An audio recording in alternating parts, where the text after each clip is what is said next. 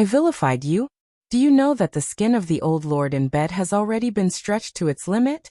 If you had touched him one more time, he would have exploded. Yun Wu's remarks astounded that doctor. But soon the doctor's face darkened. You fledgling little girl knows nothing about medical treatment, so cut the nonsense. The old lord is fine. How is it possible that his body? Pooh. Right on cue. A muffled sound of blood spurting out abruptly came from Wilderness Morong's arm. Blood splashed in all directions. Sword Morong, Concubine Chu, Cloud Morong and his two brothers as well as that doctor were all splashed with blood. This sudden occurrence startled a lot of people. How did this happen? With a slight change of his facial expression, the doctor was stunned. At this moment, without walking forward, Yun Wu raised her hand and suctioned out the 3 silver needles sticking in Wilderness Morong's body.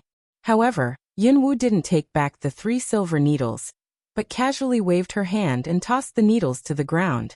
Then in a seemingly unconcerned voice she said, "It's done. Use the astringent drug my granny just used to stop the bleeding and bandage the wound. Your old lord is safe during the next 5 days." Originally those elders didn't believe her, but then they saw that the moment those silver needles were pulled out, the distension of Wilderness Morong's body started reducing at a noticeable speed. This weird scene stunned everybody present and they all went silent. She really had medical skills? Stunned as well, Sword Morong looked in Yun Wu's direction with a solemn face. Cloud Morong was surprised and delighted. "Who are you?" But Cloud Morong had just spoke when Yun Wu raised her hand and hushed him. "Don't call me that. We're not that close to each other. As 3 freeloaders, we have already been evicted from the Morong mansion. So she's no longer your mother, and I'm no longer your goddaughter." Yun Wu slightly curved her lips in a faint smile and said.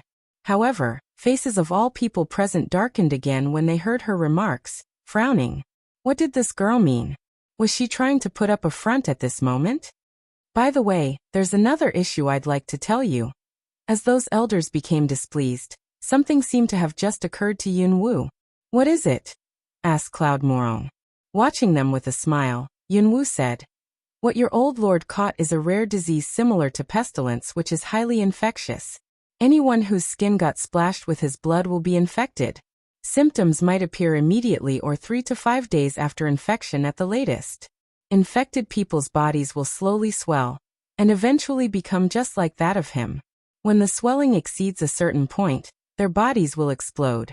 So if your old lord's skin cracks again and blood spurts out, you should be careful and make sure you don't get splashed with his blood." "What?" Faces of all people present instantly changed as they heard this. Got splashed with the blood? Almost all people in this room had just crowded around the bed to check the old lord, and had been splashed with some of his blood. Yun Wu and Little Leaf, who had been standing behind them all the time, might be the only 2 who weren't splattered with the blood. She knew this all along but didn't tell them until now. Wasn't this intentional? No wonder. No wonder she had been standing behind them all the time, and didn't even get those silver needles back. This vicious girl. Oh, I almost forgot to tell you. This pestilence is highly infectious and my granny is the only one who can treat it. But I'm sorry to tell you, my granny is willing to treat everybody in this world, but by no means will she treat anyone from this Morong family. If you think I'm lying, I suggest you ask that quack to feel his pulse right now lest he infect anybody else. Now please excuse us but we're busy." Yun Wu made these remarks in front of all those people, taking Grandma Medicine and Little Leaf with her. Yun Wu turned into a whirlwind and flashed out of the room. Her speed was so fast that nobody had enough time to react before she left.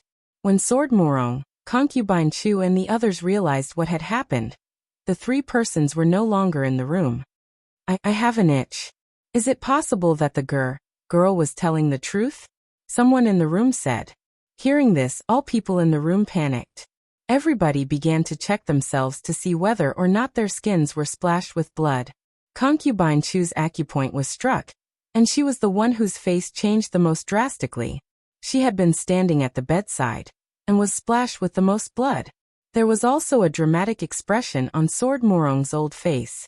"Don't believe that fledgling little girl's words. Father has been ill for so long. If it were really pestilence, it would have spread already. How is it possible? Sky Morong said with a sepulchral face. However, an exclamation was heard before he could finish his sentence. Itsui swelled. Eyes full of horror, that doctor watched his blood-stained arm which had already begun to bloat. Distending pain and numbness was slowly spreading towards other parts of his body from that bloated arm, which he could feel distinctly. His old face abruptly turned ghastly white. Seeing this, all the others in the room immediately drew back almost subconsciously. However, before long, a couple of others also began to feel that kind of strange distending pain and numbness. Third uncle, it's true. What should we do? Your lordship. There was an instantaneous change of atmosphere in the room. Cloud Morong might be the calmest person in the room. He took a small bottle from the tray beside him, which contained the styptic powder that he had once seen Grandma Medicine use. Walked up to the bed and applied the powder to Wilderness Morong's bleeding arm. Yin or don't. Your lordship, it's too risky. Seeing this, Sword Morong and all the others hurriedly tried to stop him. Cloud Morong was now the lord of Luo City, as well as the patriarch of the Morong family. How could he take such risks? Third uncle, if this is really pestilence, then we're now all infected. You think there are still risks? Hearing Cloud Morong's words, all people in the room became pale and silent. Yes. If it was really pestilence, then all of them must have been infected already, so. Right on cue. A voice and some footsteps came from the doorway. Your lordship, I just saw that fledgling little girl left with that old woman and that kid. Did something happen? Don't come in. Go to the eastern garden. From now on, all those who once touched old lord or his blood must be isolated. Cloud Morong's deep, cold voice instantly came from inside the room. On a street in the Luo city, Yin Wu was strolling around, seemingly curious about those commodities in the busy street. Elder sister, look at these colorful candies. Little Leaf's delighted voice tinged with amazement came. Then she started raking around in her pockets, as if trying to find the copper coins she hid as questo. We'll take these. Yin Wu directly tossed a silver ingot to the vendor, which was more than enough to pay for those candies. Grinning from ear to ear, the vendor hurriedly wrapped up those colorful candies and passed it to Little Leaf. Watching that big bundle of candies, Little Leaf was both astonished and rejoiced, but also a little worried that they overpaid the vendor. Elder sister, you overpaid for these candies. Little Leaf hastily ran up to Yin Wu and said, It's okay. Elder sister has a lot of money and can buy you a lot of candies. Smiling, Yin Wu stroked her little head and said, more than half of her storage space was filled with treasures, which was probably several times more than how much she could spend in her life. She was always generous to those who were good to her. Though still feeling that it was a waste of money to pay a silver ingot for these candies, Little Leaf was still very happy when she looked at that big bundle in her arms. All kids like snacks and sweets, especially colorful ones. But she didn't eat them herself but hurriedly passed the bundle of candies to Yin Wu. Elder sister, try one. Back then I said that I would buy you sweetmeats. There's no sweetmeats for sale for the moment, but candies are just as delicious. Actually, buying sweetmeats was exactly the reason why she went downtown that day. It was just that she was caught halfway home. And that small pack of sweetmeats she bought was also lost. Yin Wu was stunned. Watching Little Leaf, who was handing her the candies with a broad grin, she couldn't help being touched. This silly girl keeps this in mind all along? Yin Wu took a candy and put it into her mouth, and then stretched out her hand and stroked Little Leaf's little head. Well, elder sister had one. You can keep the rest of them. There are so many. It's okay. You can share them with your friends after you go home. Go home? Are we really going to go home? Little Leaf's eyes lit up. Though the living condition was very good in the Morong mansion, in her eyes, it was merely an unfamiliar place. Besides, people in there frequently bullied her in private, so she didn't like that place at all. But that place was her granny's. Seeming to have just thought of something, Little Leaf hurriedly turned her head back and looked at Grandma Medicine, who was slowly walking behind them with a preoccupied face. Grandma Medicine was wearing a cape which was given to her by Yin Wu to cover her blood-stained clothes. After they left the Morong mansion, Yin Wu didn't take them back to the village right away, but led them to this street to do shopping. Though Grandma Medicine didn't say anything, judging by the concerned look on her face, Yunwu could tell that she was definitely worried about those people in the Morong mansion. Pestilence. Grandma Medicine had never heard of this kind of disease before, but she had seen Yunwu's medical skills, so she knew by no means would Yunwu have made a wrong diagnosis. How could Grandma Medicine not worry? Watching Grandma Medicine's concerned face, Yunwu was somewhat depressed. In face, she couldn't quite understand why Grandma Medicine wasn't angry after what members of the Morong family had done to her. Why was she still worried about those people? Alas! Maybe it was because of the so-called bonds of kinship between family members, but for the moment, she couldn't quite understand. After looking around the busy street, Yunwu asked Little Leaf to stay with Grandma Medicine, and then headed for the busiest part of the street. Of course, she was not really planning to go shopping. She tossed some silver ingots onto the ground at the most uproarious spot from which a shocking news soon started rippling outwards like a furious wave. Yunwu scattered those silver ingots and the news started spreading. After that, Yunwu bought Little Leaf a lot of delicious snacks, hired a horse-drawn carriage and leisurely left the city, heading towards that remote village. As regards what would happen next, she wasn't worried at all. After all, those who were supposed to turn up would eventually turn up on their own account. Not long after they left, a news caused a sensation in the whole city. There was a panic among residents which resulted in a protest, and the government nearly dispatched the garrison to suppress it. After a short time, the news spread to the Water City. In the Ouyang mansion. What did you say? Pestilence? How's that possible? Ouyang Qing's face was full of disbelief when he heard the news reported by his subordinate. The symptoms of the disease his father caught were exactly the same as those of the disease Wilderness Morong caught. If what that Wilderness Morong caught was pestilence, wasn't this suggesting that his father also caught it? By no means could this be true. Second Patriarch, now this news has spread through the whole Luo city. In the Morong mansion, the old lord suffered a relapse. His skin cracked and blood spurted out. All those who got splashed with his blood were infected. So far, a couple of those who touched the blood has shown symptoms of distension. Even that best doctor in the Luo city himself is also infected. With a frown on it, Ouyang Qing's mild face slightly changed when he heard this. Besides, I secretly made a few inquiries outside the Morong mansion. Those infected people in the Morong mansion has already been isolated. Lord Morong included, most people in the mansion are infected. Now a junior member of the Morong family's offshoot is temporarily in charge of the Luo city. What? Even Cloud Morong is infected? A couple of figures quickly walked through the door and entered the room. Ouyang Yu was in front of the others. There was a frown and a somewhat solemn look on his mild face. Second uncle, we've just got news from the Luo city. It is said that there's an outbreak of pestilence in the Luo city, and that Wilderness Morong is the source of it. Is it true? Ouyang Ke followed Ouyang Yu into the room, a concerned look on his face. If Wilderness Morong was really the source, then his grandfather might also be. This news was also a bolt from the blue for the Ouyang family. I just heard the news myself. Ouyang Qing stood up and moved to another seat on the side, letting Ouyang Yu sit on the host's seat. A couple of other members of the Ouyang family sat on the two sides of the living room. Right before I came here, I sent someone to get the medic. This morning, I found that father was not in a very good condition. After sitting down, Ouyang Yu said in a deep voice, Your Lordship, if the news from the Luo city is true, we have to take precautions in advance, one of the people in the living room said. Yes. This issue could have serious consequences. Your Lordship and Second Patriarch should think twice, and then make proper arrangements. Ouyang Yu and Ouyang Qing furrowed their foreheads with solemn faces. If that was the case, were they supposed to isolate their father? At this moment, the guard who had just reported the news said, Your Lordship, Second Patriarch, I also heard a rumor spreading among residents. Keep talking. It is said that only one person in the world can cure this kind of pestilence. Lord Morong's mother, whom he found no long ago. Her surname is Medicine.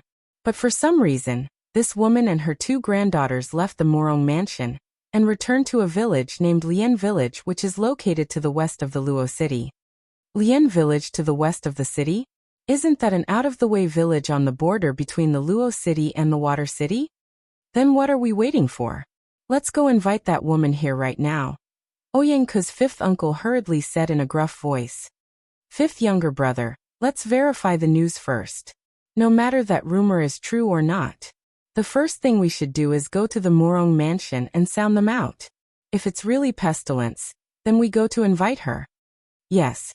His lordship is right. It's really weird that this woman whose surname is Medicine left the Murong mansion under this circumstance. Let's figure out what's going on before taking action. Then I'll go there myself and find out the truth. In the Lian village, news that Yunwu had taken Grandma Medicine and Little Leafback soon spread through this small village of simplicity. The moment they returned to that humble cottage in the valley, all villagers came, bringing with them vegetables, rice, cured meat, etc. They showed their gratitude and hospitality. It was not after solicitously talking about each other's well-being for quite a while that they left. That primitive small kitchen was filled with gifts from villagers. Mississippi. As Yunwu turned around, planning to go inside and have a rest, a loud voice came from far away outside the fence. She twisted and looked out. Wasn't that Sister Lee? It was just that she was not alone but supporting a young man, slowly walking towards her.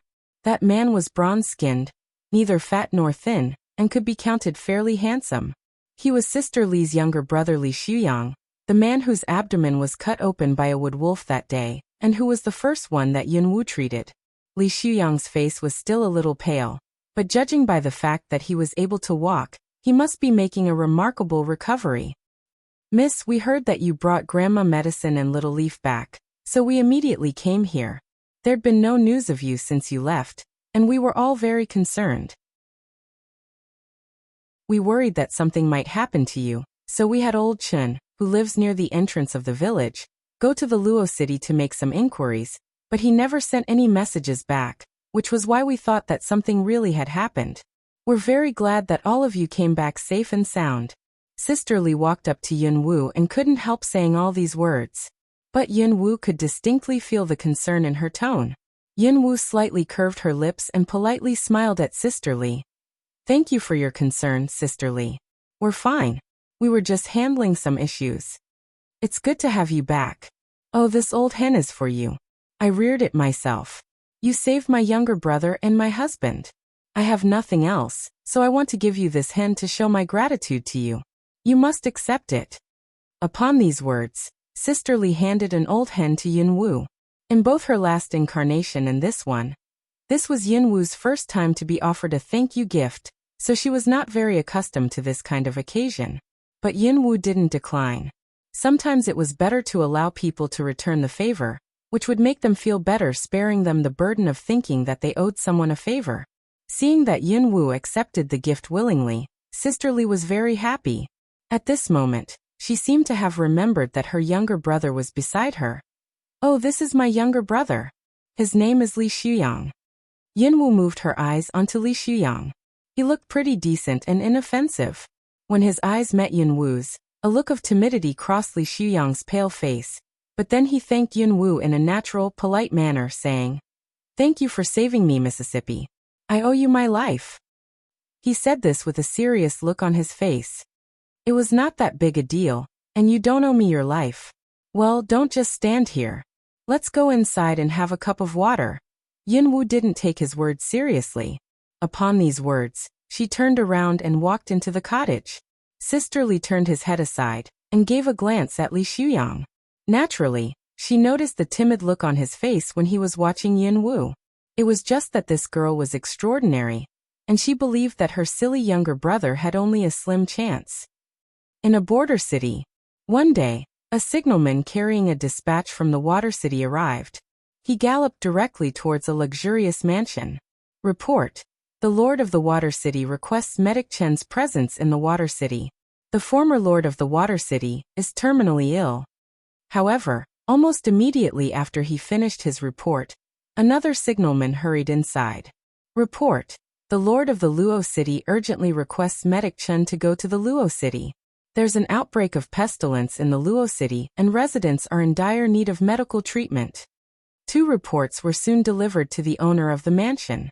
In the sumptuous living room of the mansion, all furnishings were rich, adding a touch of nobility and extravagance to the living room. At this moment, sitting on the host's seat was nobody else but that 7th prince, Zhou Feiyu, whom Yunwu met in the training base located in the suburban forest of the Morong family. He seemed to like black very much. The black brocade robe imparted an air of mystery tinged with unfeelingness to his handsome face. There was barely any reaction when he heard the reports. He slowly picked up a teacup beside him and sipped at the tea, looking noble and solemn. But there was an undetectable, piercing look in his seemingly calm eyes. Your Highness, both the Lord of the Luo City and the Lord of the Water City wanted Medic Chen to go to their cities. There must be something urgent that needs to be dealt with immediately. Beside him stood a man of dignified bearing. He was in his early 30s, eyes piercing and full of wisdom. People could tell at first sight that he was no ordinary person. After slowly taking a sip of the tea, Zhou Feiyu lifted his eyes and gave a glimpse at the man beside him. Since you've already had a grasp of the situation, give the order and make arrangements. Coldness Wu smiled resignedly but still said to Zhou Feiyu respectfully, Your Highness, I'm merely a petty counselor around you. By no means will I dare to give orders on behalf of your Highness. Save it. Don't act humble in front of me. Go handle this petty issue. Zhou Feiyu gave a cold glance at him and said. This Coldness Wu was a member of the Wu family. He had been serving Zhou Feiyu ever since Zhou Feiyu fought the first battle at the age of 12. Now it had been 9 years. Nominally, they were prince and counselor, master and subordinate, but actually they were also brothers. Seeing the leisurely, uninterested bearing of Zhou Feiyu, Coldness Wu knew exactly what he was thinking about. The Morong family and the Ouyang family had been mortal enemies for generations, but His Highness managed to secretly co-opt both of them. Given the current situation of these two families, he should do something for reasons of either his personal relationship with them or his position. It was just that ever since His Highness returned here from that training base located in the Magic Beast Woods of the Morong family after receiving a dispatch, he had been uninterested in anything, as if he lost his soul. Even his attitude towards Coldness Wu was somewhat inexplicable, and the reason was a girl named Phoenix Wu. He couldn't help feeling exceptionally curious about that girl named Phoenix Wu.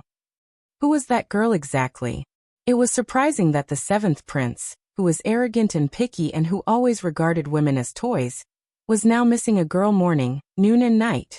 However, though he had been away from home for 9 years, he was positive that there was no girl named Phoenix Wu in the Wu family. Before taking his leave, Coldness Wu seemed to have suddenly recalled something. He paused and said, Your Highness, since that girl named Phoenix Wu appeared in the woods of the Morong family, maybe there's some kind of connection between her and people of the Morong mansion. Zhou Feiyu took a sip of the tea as vaguely as usual, but a piercing look flashed across his eyes. That's why I want you to deal with it. Hearing this, Coldness Wu was stunned, and with that he secretly sighed, briefly feeling depressed. It was so difficult to deduce what his master was thinking about, since his thoughts were so unpredictable. In fact, he had ordered an inquiry into this issue before.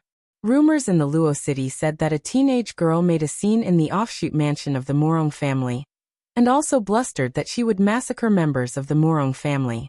But eventually, the whole thing ended with Cloud Morong finding his natural mother and adopting a daughter, which sounded very tacky. After that, the teenage girl never showed up. The result of a further investigation suggested that the girl and her grandmother were villagers of a small, remote village, which didn't conform to the prince's description of that girl named Phoenix Wu. As a result, the scope of the investigation extended, and some other cities were involved. But Coldness Wu believed that a girl who was able to cause so much damage to the Morong mansion was by no means an ordinary one, and that there must be something wrong with the result of the investigation. Hearing his master's words, Coldness Wu nodded and left at a sure-footed pace. Show yourself. The moment Coldness Wu left, Zhou Feiyu in noble elegant attire raised his eyes, gave a glimpse at a corner, and said in a deep voice. The instant he finished the last word, a black figure flashed over like a shadow and knelt down on one knee in front of him. Your Highness, we found her. The name of that teenage girl who made a scene in the Morong mansion was indeed Phoenix Wu. She has purple eyes and is in early stage of Tier 7, and also has some weird medical skills. Currently, she's in a small village named Lian Village on the border between the Luo City and the Water City. Finally, Zhou Feiyu paused, holding the teacup. He cast his piercing eyes onto that man in black who was kneeling on the ground. And? What about her background? Is she a member of the Wu family? I specially sneaked into the Wu family and read the family tree, and I also made some inquiries, but there's not a girl named Phoenix Wu in the Wu family. I also mobilized resources of the Underground Intelligence Network and investigated all families bearing the surname Wu in the whole Zhou Kingdom, but didn't find any information about the background of the girl named Phoenix Wu. Clearly Zhou Feiyu was rather displeased with this answer. He frowned, a look of callousness tinged with anger flashing across his face. The man in black seemed to have sensed his master's mood. He lowered his head and hurriedly said in a respectful tone, "Your Highness, though I failed to get any information about Miss Wu's background, I found something highly suspicious." The look of apathy mixed with nobility reappeared on Zhou Feiyu's face. In a cold voice he said, "What is it?" Eyes of the incumbent empress also turn purple when she mobilizes her fighting spirit. A few days ago, she sent 8 Tier 8 peak stage assassins and a Tier 9 middle stage assassin, who were all members of her dragon clan, to search for somebody, but they were wiped out in the Magic Beasts forest in the west. It is said that a grand kung fu master was also killed, his body unaccounted for. After saying this, the man in black paused. The look in Zhou Feiyu's piercing eyes went rather cold when he heard these remarks. Purple eyes? She also had purple eyes. Was there by any chance some kind of connection between that Phoenix Wu and the incumbent empress?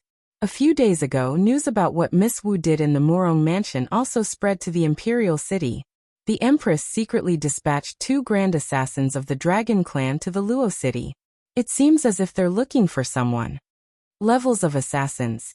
Tier 1 to Tier 9 assassin, grand assassin, assassin saint, venerable assassin.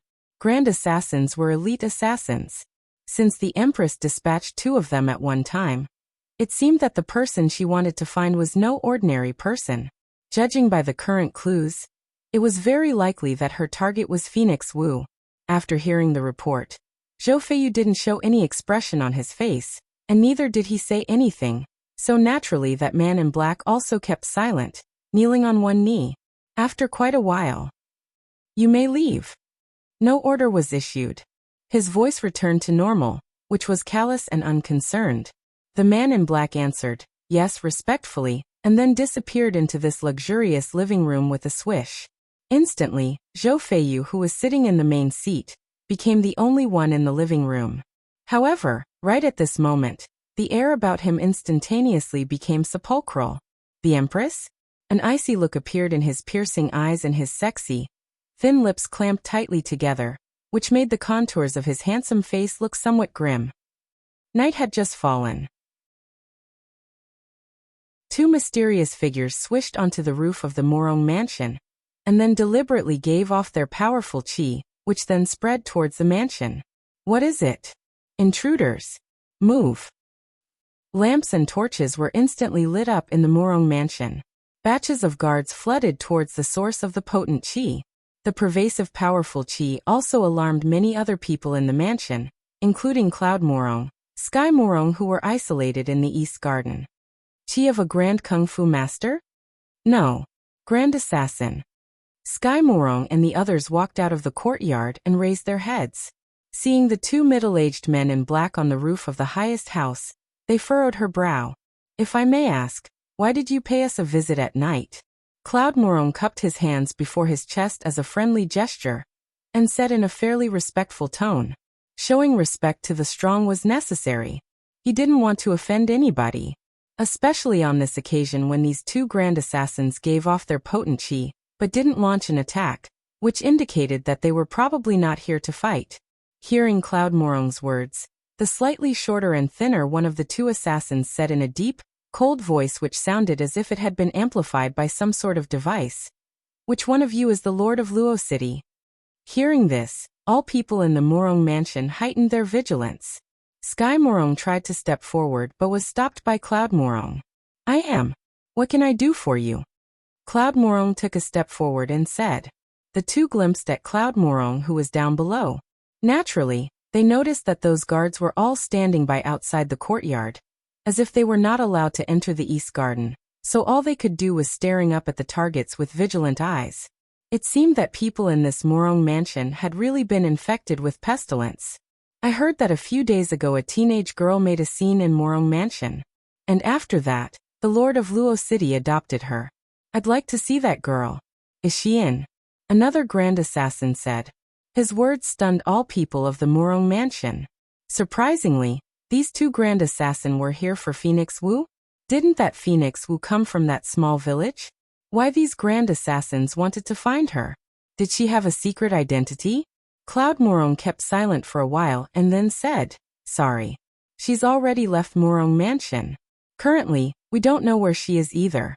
May I ask why you want to find her? She left. The two grand assassins furrowed their brows and a murderous look flashed across the bottom of their eyes. You adopted her merely a couple of days ago. But now you're telling me that she left, and that her whereabouts are unknown. It seems that you guys of Morong Mansion are trying to hide her from us. Killing aura specific to assassins accompanied by their powerful chi spread outwards. Earth Morong took a step forward and said in a deep voice, Why would we lie to you?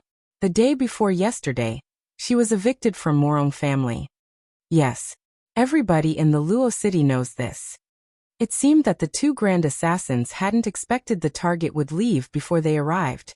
Then is there anybody who knows her whereabouts? Anybody tells me where she is will be handsomely rewarded.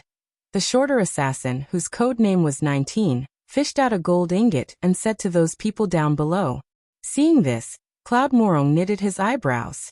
In a poised voice tinged with coldness he said, Your Excellency, I've already said that she left. We don't know where she is. Currently, we're troubled by pestilence. Who has the time to look for that little girl? No matter what, the Morong family was the ruling family of the Luo city. How could they be bribed with a gold ingot? If they took the offer, how were they supposed to face residents of the Luo city? As a result, although Sky Morong, Earth Morong and some others held grudges against Yun Wu, they didn't interpose to offer any information. However, right on cue, a loud voice came from a courtyard. I know. Snow Morong, supported by two handmaids, slowly and arduously walked out of the courtyard of the west wing. Then she raised her head and looked at the two black figures standing on the roof of the highest house. Hearing this, the two grand assassins instantly looked in the direction of the courtyard in the west. Very good, little girl. Tell us, and this gold ingot is yours. 19 slightly curved his lips and said. But Snow Morong despised that gold ingot. I don't want your gold ingot. I want you to kill that damn bitch when you find her. Yesterday Yunwu humiliated and threatened her. She was horrified but also deeply hated Yunwu. Hearing this, the two grand assassins burst into laugh. What a ruthless little girl. But I like you. Now tell us where she is. Your wish will surely be fulfilled. A vicious look flashed across the bottom of her eyes when Snow Morong heard his words. She's in a western. Snow Morong. Suddenly, a sedate, resonant voice came, as if amplified. Naturally, that voice was Cloud Morong's. Hearing that voice, Snow Morong paused. With a frown, she looked in the direction of the East Garden, which was not far away. Eyes cold, the two grand assassins darted a sideways glance at Cloud Morong. It seems that you guys of Morong Mansion are really hiding something.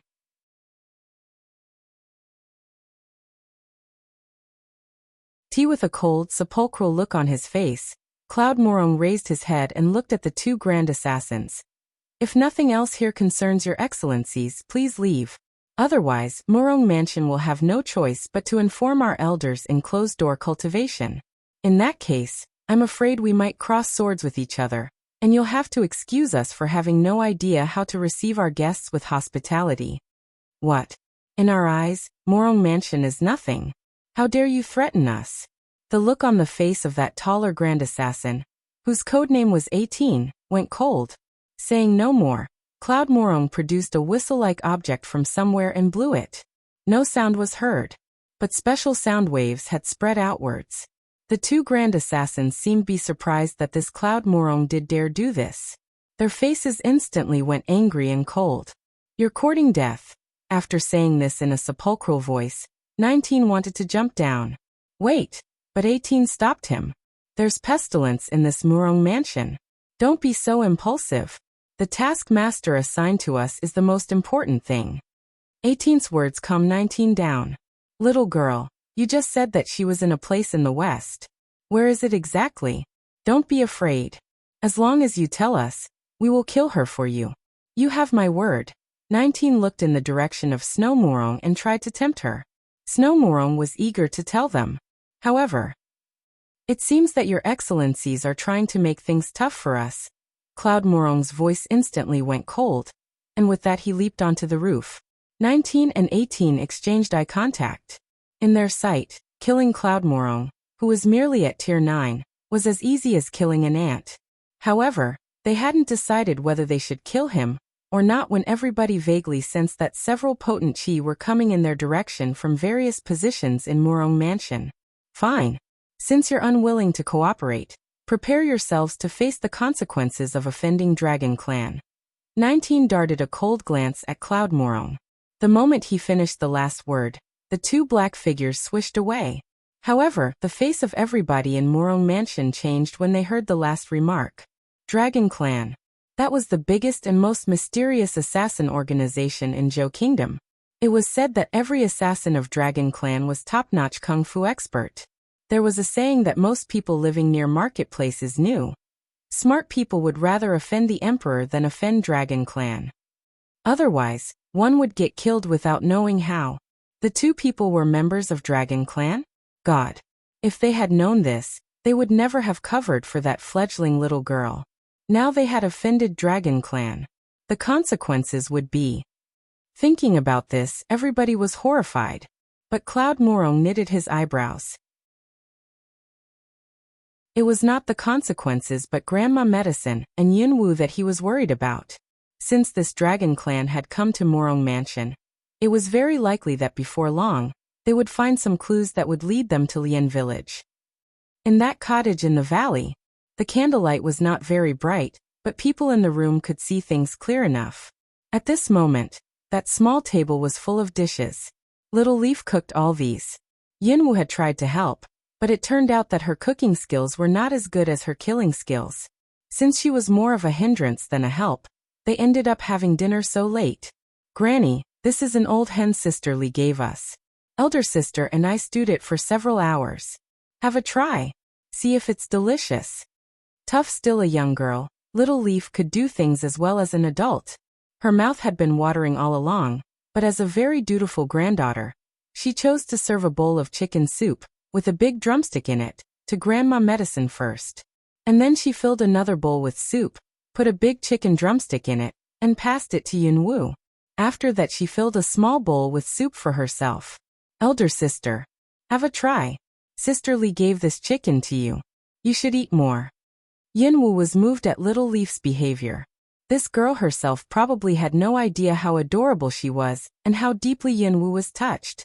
With her chopsticks, Yunwu put the chicken drumstick to Little Leaf's bowl. A doting look flashing across her eyes that were usually apathetic. "I don't like chicken drumsticks, so I want you to eat it for me. This chicken drumstick is very delicious.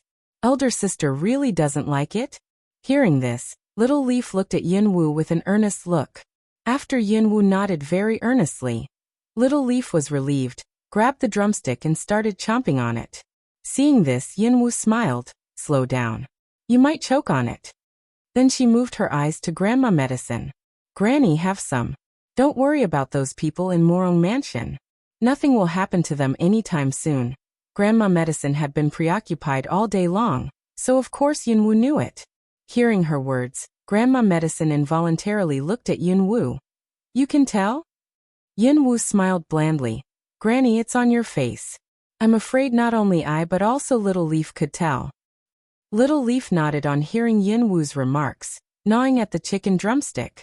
With a wry smile, Grandma Medicine said, "Granny is useless. You both were wronged in there because of me." Her brow furrowing, Little Leaf stopped eating the chicken drumstick. "What are you talking about, Granny? As long as I'm with you, I'll never feel wronged. Feeling wronged? With Yin Wu's ability, who could wrong her? Others should feel lucky if she didn't wrong them. However, seeing the bitter look on Grandma Medicine's face, Yin Wu still couldn't help letting out a sigh. Granny, after dinner, I'll teach you acupuncture and then manipulation skills. Grandma Medicine had some pharmacological knowledge, but it was primitive compared with advanced medical skills of modern times, especially when it came to preparing remedies with herbs. Acupuncture? Manipulation skills? There were all new words. Who are you talking about? Grandma Medicine clearly didn't quite understand.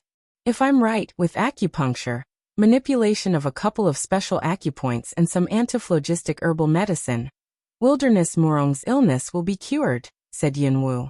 Antiphlogistic herbal medicine?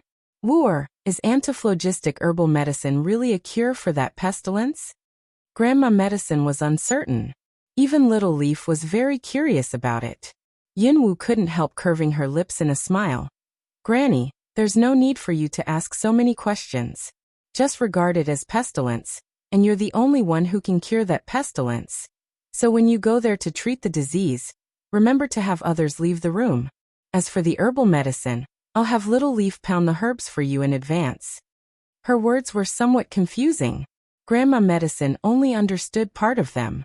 But knowing that the pestilence could be cured, Grandma Medicine was greatly relieved. Elder sister, we were evicted from Murong Mansion. How could Granny get in there to treat them? They will surely try to chase us away. Little Leaf pointed out the key issue. This was also another thing that Grandma Medicine was worried about.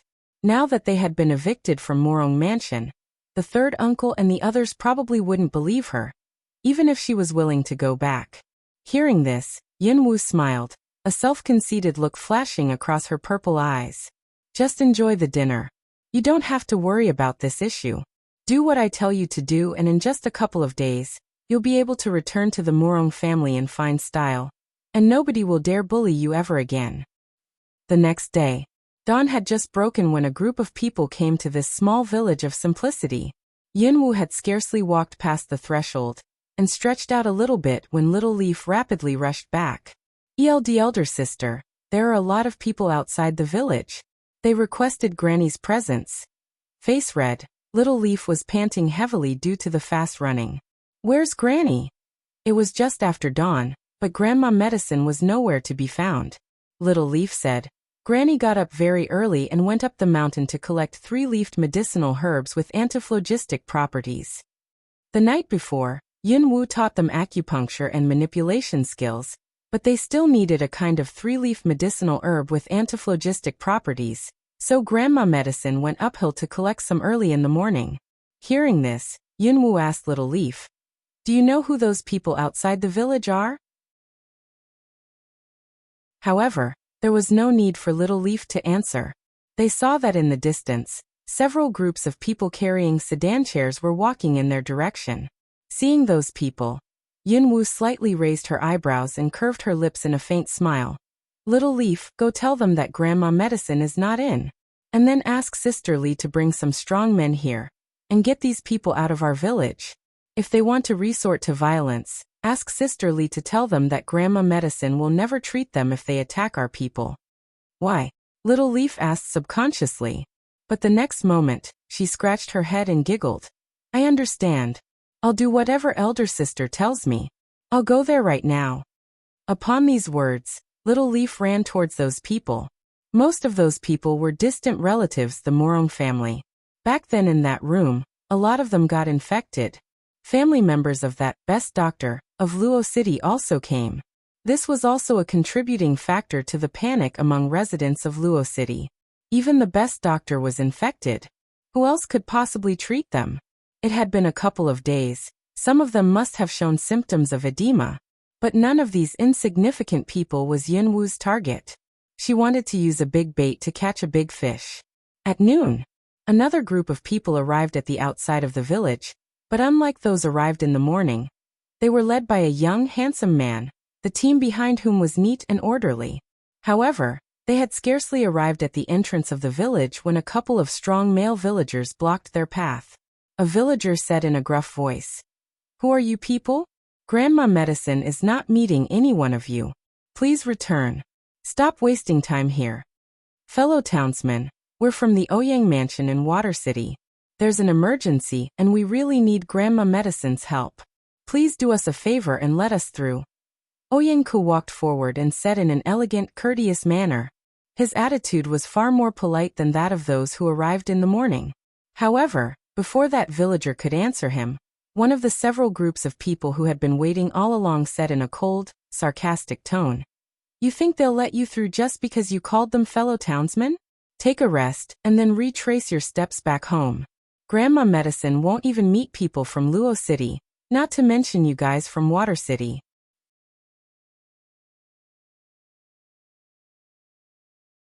Upon hearing that voice, Guard Lin, who was standing behind Ouyang, knitted his eyebrows, turned around and looked in the direction of those people sitting under a big tree.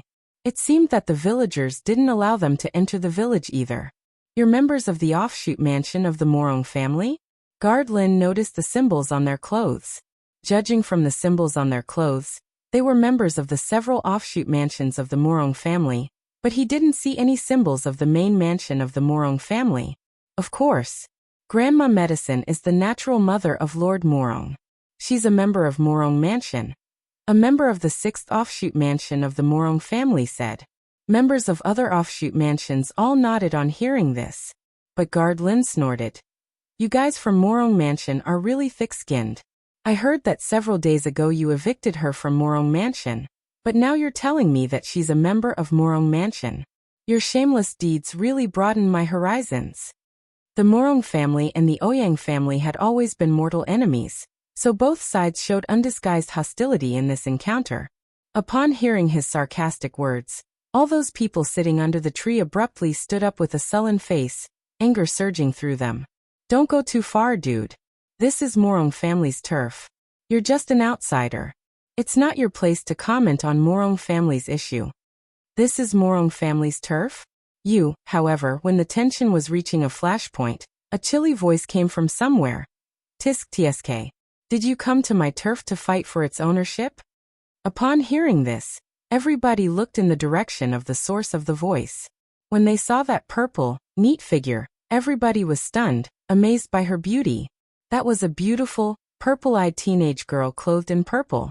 Any man would have been attracted and stared at her. Seeing Yunwu walking over, the several villagers guarding the entrance of the village said with a respectful look in their eyes, Miss Wu, why did you come here? Rest assured, we won't let them disturb you. That's right. They'll have to kill us to get in. All people living in Lian village respected Yunwu very much. She not only had excellent medical skills, but also was a Tier 7 warrior. Among all villagers in this small village, the son of the Li family, Li Shuyang, who managed to reach Tier 2, was the strongest. As a result, all of them were in awe of this Tier 7 warrior. In their sight, a kung fu expert like her would never even degrade herself talking to them, not to mention treat their injuries. But this Miss Wu not only treated their wounds, but also prepared a kind of herbal remedy, which could help improve their constitutions, giving villagers, who had no cultivation foundation, a chance to cultivate. This great kindness was engraved in all villagers' hearts, so when Miss Wu needed their assistance, they felt that it was incumbent on them to offer help. There's no need to put it so seriously, Uncle Li. If they really want to intrude in our village, just let them in. But once you intrude in, Grandma Medicine will be in a bad mood. And when she's in a bad mood, her memory will go bad. If she forgets how to treat the pestilence, then the disease will keep spreading. Saying this, Yunwu vaguely grabbed a green bristlegrass and clamped it between her lips.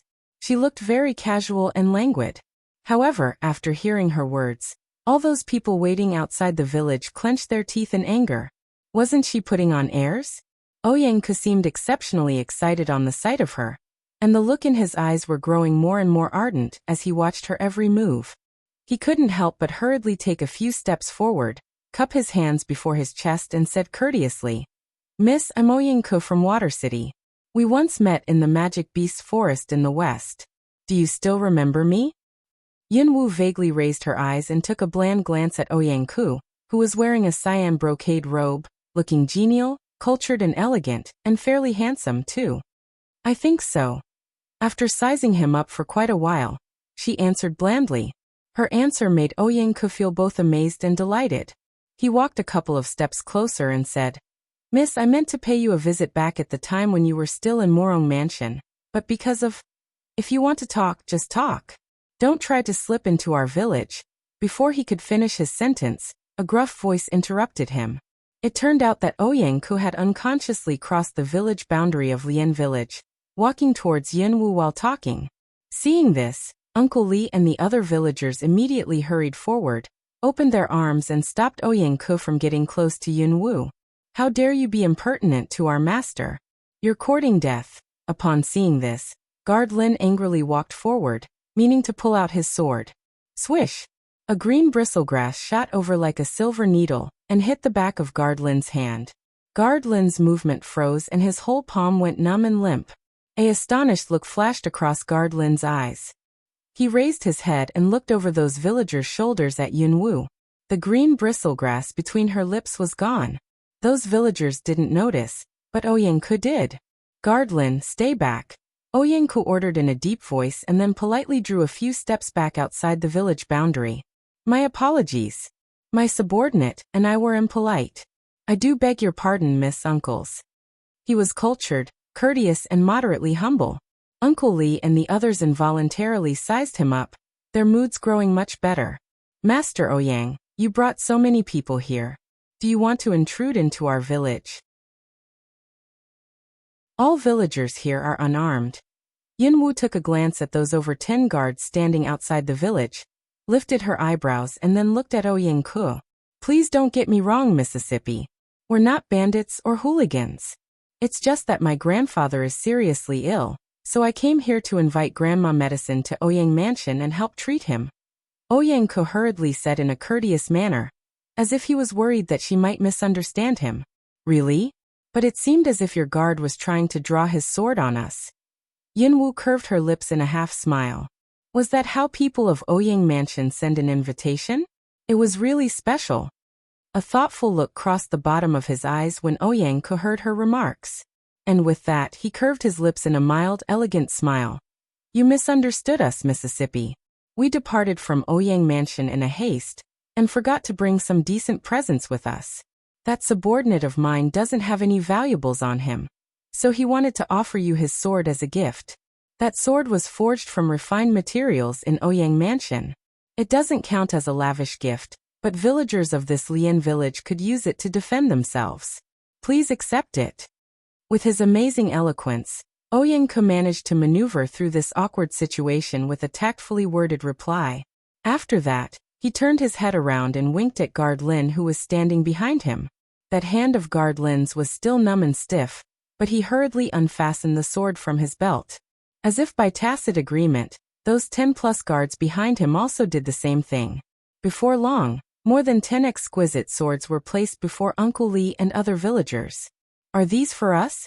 Having been in this village all along, those strong men beside Uncle Li had never touched this kind of premium sword before. On the sight of those exquisite swords, they got somewhat excited, their eyes lighting up. However, they didn't took them but looked in the direction of Yunwu. Since people of Ouyang Mansion are so courteous, we should accept their gifts.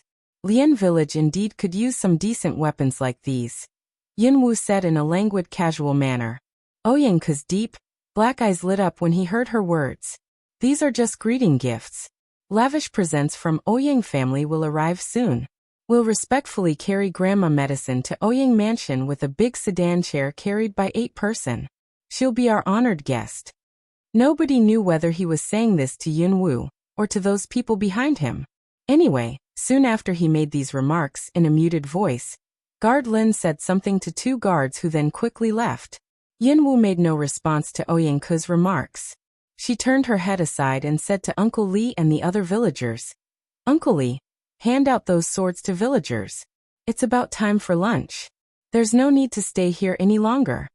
Then she turned around and walked towards the valley at a moderate pace. Watching her receding figure, Ouyang didn't walk forward but seemed to be waiting for something.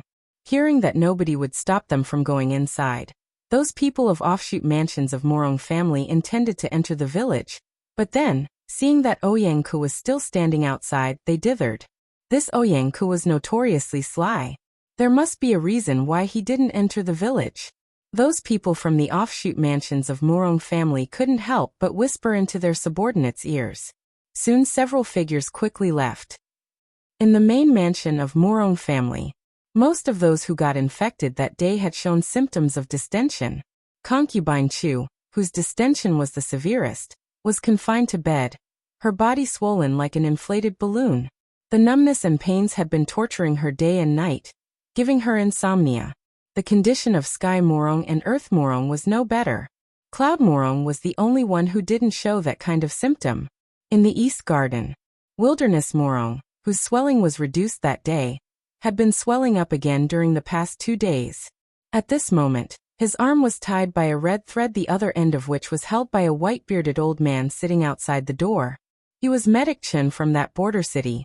In case it was really pestilence, he didn't dare go inside but decided to feel the patient's pulse at the doorway. Cloud Morong, third uncle Sword Morong and a couple of other elders whose symptoms were not that serious were all sitting in the room, waiting for Medic Chen's diagnosis. After quite a while, Medic Chen stopped feeling the patient's pulse, a deep frown on his face. Then he stroked his white beard, face full of confusion and strange thoughtfulness. Medic Chen, how's my father? Cloud Morong asked worriedly.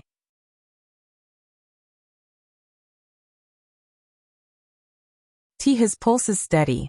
Actually, it's steadier than before. Judging from this symptom, Old Lord's condition is better than the last time I felt his pulse. Did Old Lord show any special symptoms a couple of days ago? Or did you have another doctor treat him? Cloud Morong gave him a general account of what happened a few days ago. After hearing his words, Medic Chen kept silent for a while and then raised his head and said to Cloud Morong, "Your Lordship, I have no idea what kind of disease Old Lord caught. I feel really shamed. But that bleeding therapy you mentioned seemed to be helpful in reducing the swelling of Old Lord's body. I suggest your Lordship might as well invite that doctor here to treat Old Lord." On hearing Medic Chen's words, Sword Morong and the other elders knitted their eyebrows. Others waiting outside the courtyard exclaimed in amazement. Even Medic Chen couldn't treat this pestilence. Was that old woman really the only one who could treat it? However, right at this moment, a guard hurriedly rushed over. "Your Lordship, an offshoot mansion sent a message here, saying that people of Ouyang Mansion in Water City went to Lian Village to invite Grandma Medicine."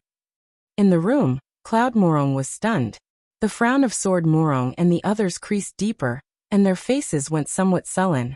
It seemed that people of Ouyang Mansion in Water City immediately took action after receiving the news. However, to others' surprise, Cloud Morong was expressionless and made no response, which made Sword Morong and the others become somewhat inexplicably anxious.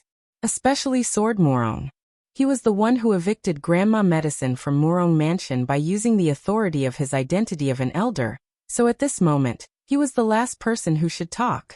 However, Cloud Morong, who was the most suitable person to make a decision, chose to keep silent at this moment. "Your Lordship, given that there are so many elders infected, maybe we should invite Grandma Medicine back." However, before that person could finish his sentence, Cloud Morong said in a deep voice, "Fifth uncle, they've already been evicted from Morong Mansion. Naturally, I can't disobey third uncle and invite her back.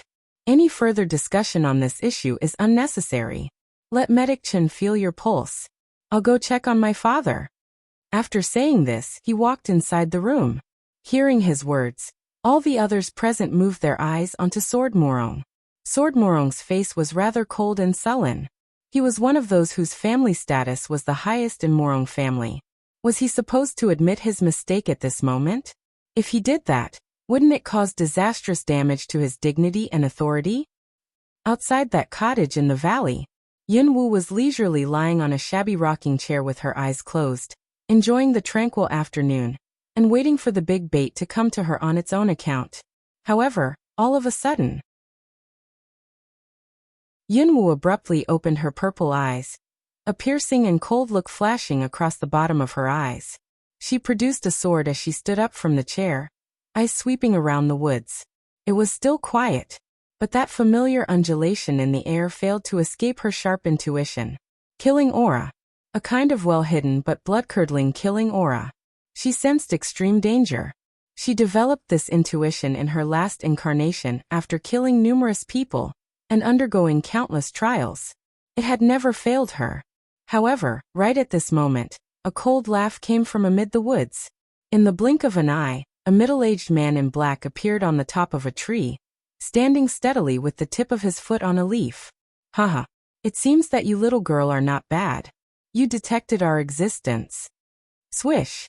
After a breeze through the woods, another black figure weirdly appeared on the top of another tree, haughtily looking down at Yunwu. But it's really a prostitution of our talents to send us both here to deal with this little girl. In his tone, there was arrogance and scorn commonly found in most powerful people. Composed, Yunwu looked at the two assassins who had suddenly turned up, her heart sinking.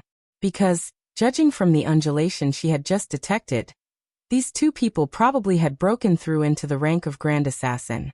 As far as she remembered, even Grand Kung Fu Masters were fairly rare in the whole Zhou Kingdom. But here, two Grand Assassins appeared at the same time.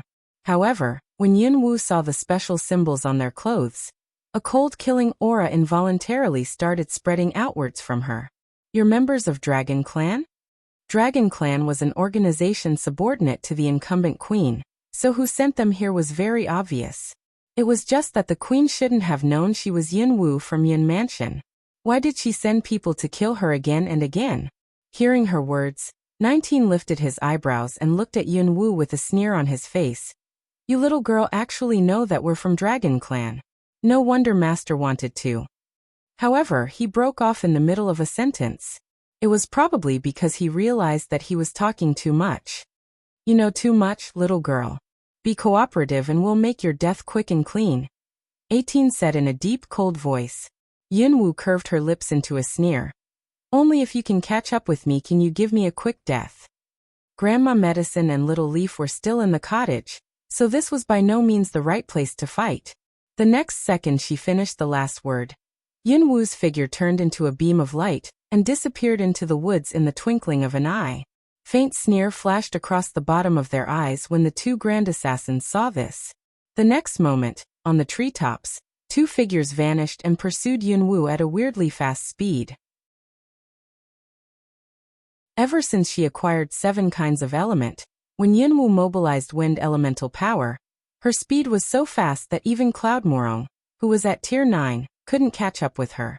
However, this time she could sense that the two figures behind her were approaching her. Damn it! It seemed that those who broke through into another rank were far more powerful than those at the lower rank. In fact, on that day in the Magic Beast's forest, the reason why Yunwu managed to kill that Grand Kung Fu Master was partly because of the favorable terrain and her powerful ally. Long Qingxia had wounded him before she fought with him. But now, she was facing two Grand Assassins. She was good at killing enemies in a forest, but she was uncertain whether she could kill two Grand Assassins who were just as good at killing enemies in a forest as she was. It's surprising that you little girl can move so fast with wind elemental power at merely tier 7. 18 leaped down and blocked Yunwu's path. There was a ghost of surprise in his cold voice. Yunwu stopped, holding her sword tightly. Without saying anything, she soundlessly twitched her hand and shot several poison silver needles towards 19 who was behind her. Watch out! 18's eyes went cold and he intended to move. But at this moment, Yunwu flipped her hands and clasped two flames together. A fire dragon appeared and abruptly pounced on 18. On another side, 19 hurriedly sidestepped those silver needles which then shot into a tree trunk not far away. Cold light gleamed at the ends of those poison needles. 19's eyes darkened with a murderous look flashing across. He waved his hand and hurled a bolt of potent chi at her. Yunwu leaped up and abruptly shot towards 19 at full speed. Her speed was daunting and her momentum was wild. The look in 19's icy eyes was somewhat scornful. He produced a sword out of nowhere, mobilized his potent chi and prepared to fight back at Yunwu head-on. You fledgling little girl. Even I haven't made my move yet. But you dare to come at me. Before his voice died away, a cold light flashed past his eyes. A amazed look abruptly crossed the bottom of his eyes, and with that he instantly jerked his upper body back and dodged the blow. The moment she missed, Yunwu frowned. But almost at the same time, she seized this opportunity and rapidly swished towards the depths of the forest. Shit. 19 angrily cursed, stretched out his hand and stroked his neck. His eyes became even colder when he saw the blood on his finger. It turned out that Yunwu pretended to launch a frontal attack on him, but the moment she got close enough, she stabbed the dagger in her other hand at his neck. That blow was so quick that 19 could barely dodge it. This was the first time that he had dodged a strike in such a flustered manner. Fury instantly consumed him. Roar! A dragon roar was heard. At this moment, the fire dragon pouncing on 18 was directly cleaved by a single sword slash. When this task was assigned to them, they had been informed that this teenage girl was capable of condensing fire element into elemental beasts. However, they were still somewhat surprised when they saw it with their own eyes. Is it possible that this girl killed the 9 assassins and a warrior sent by Lord Zhuo last time? 19 asked in an extremely icy voice, watching in the direction in which Yunwu had fled. No matter she did or not, we've already passed the deadline set by Master. Don't let her escape. Let's get her head and fulfill the task. Let's go. 2 figures giving off furious killing aura rapidly shot in the direction that Yunwu had fled in. However, soon after the 2 people left, the space beside a tree suddenly twisted, out of which Yunwu's figure appeared. It was Space Element. She found that using Space Element was far more strength-consuming than using other kinds of element. And it also didn't last long. Fortunately, the 2 assassins were provoked by her, and left without checking carefully. Yunwu didn't have time to hesitate. She immediately rushed towards the cottage in the valley. The arrival of the 2 grand assassins suggested that her whereabouts were exposed, which meant the situation would get more dangerous. If Grandma Medicine and Little Leaf stayed with her, they would be in danger as well. Besides, after the 2 grand assassins failed to find her, they would soon realize that they were tricked. Yunwu returned to the cottage as soon as she could, and happened to see that Li Shuyang was walking in her direction with a pheasant. Upon seeing Yunwu, Li Shuyang was stunned, but with that his face briefly flushed. He hurriedly moved his face aside. "Miss Wu, how did you get hurt? And your clothes was torn?" Yunwu moved her head aside, and saw that the shoulder of her clothes was slit open, revealing her snow-white skin and a small cut. It was caused by the sword light of that assassin. However, given the circumstances, she ignored it. "Brother Shuyang, there's something I have to deal with and I have to leave. I want you to do me a favor. In this village, people preferred to use forms of address like brother, sister and uncle, etc." On hearing her words, Li Shuyang seemed to have sensed that something unusual had happened. He briefly frowned, but after that he still nodded, saying, "There's no need for you to be so polite, Miss Wu. Just tell me what you need me to do. I promise I'll get it done."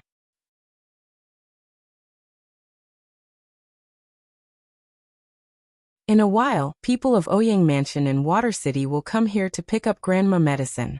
When they do, I want you to go with her and take care of her. And there's also another thing I need you to help with. She was supposed to do that herself. But under the circumstances, she didn't really have another choice.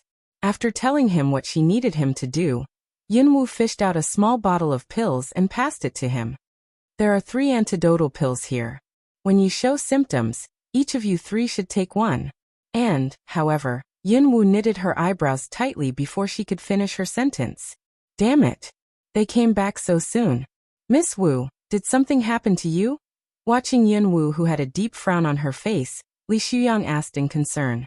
Feeling the 2 chi getting closer and closer, Yunwu didn't have time to tell him more details, so she made one last remark. "Remember what I told you. If I don't come back, help me take care of my granny and Little Leaf." On finishing the last word, Yunwu leaped upwards. Meanwhile, she flipped her hands, conjured 2 flames, clasped them together, and with that a fire dragon appeared. Roar! Dragon roars were instantly heard in the whole village. At the same time, she clasped her hands again, and with that a blue ice python materialized out of thin air, gelid chi spreading outwards. Hiss hiss! Down below, Li Shuyang widened his eyes in shock on the sight of this scene. Soon after the 2 elemental beasts were summoned, she saw that two black figures were rapidly approaching the cottage from the forest. Before the two arrived, Yunwu enwrapped herself with wind element, turned into a beam of light and instantaneously disappeared into mid-air. You fledgling little girl. How dare you fool us? You're courting death. Two cold and angry voices were heard, potent chi permeating in all directions.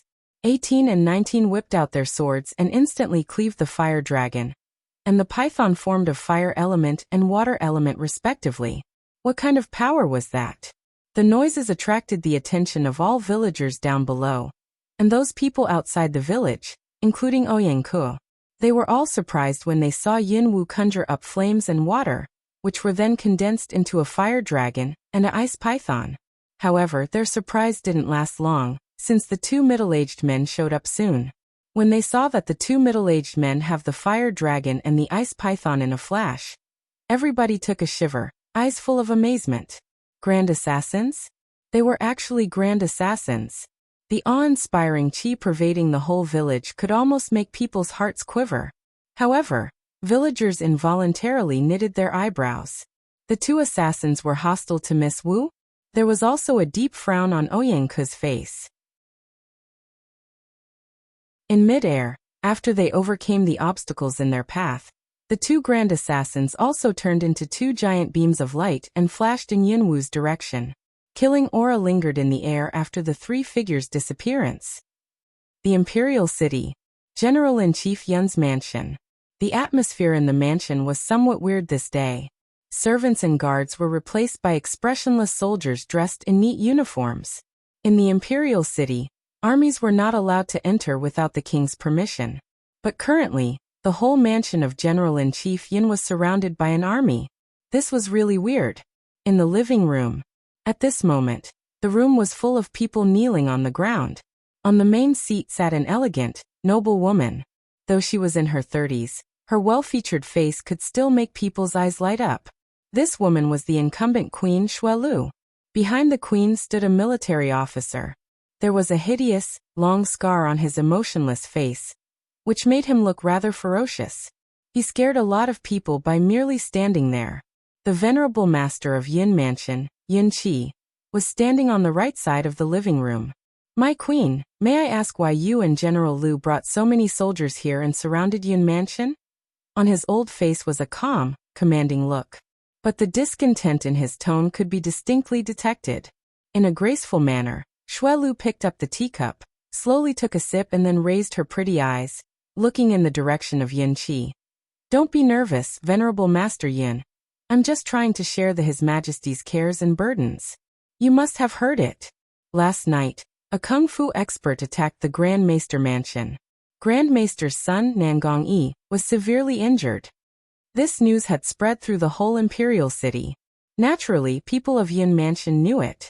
The night before, someone sneaked into Grand Maester Mansion and alarmed all people in the mansion when that person was discovered, but that person only took some of Nangong Yi's blood and then fled. Highly talented, Grand Maester's son was a promising candidate for the office of the next Grand Maester. A future leader carrying expectations from a lot of people. The king set great store by this case after hearing the attack. Soldiers were searching the whole city. In merely a day, nervousness and panic rippled through all residents.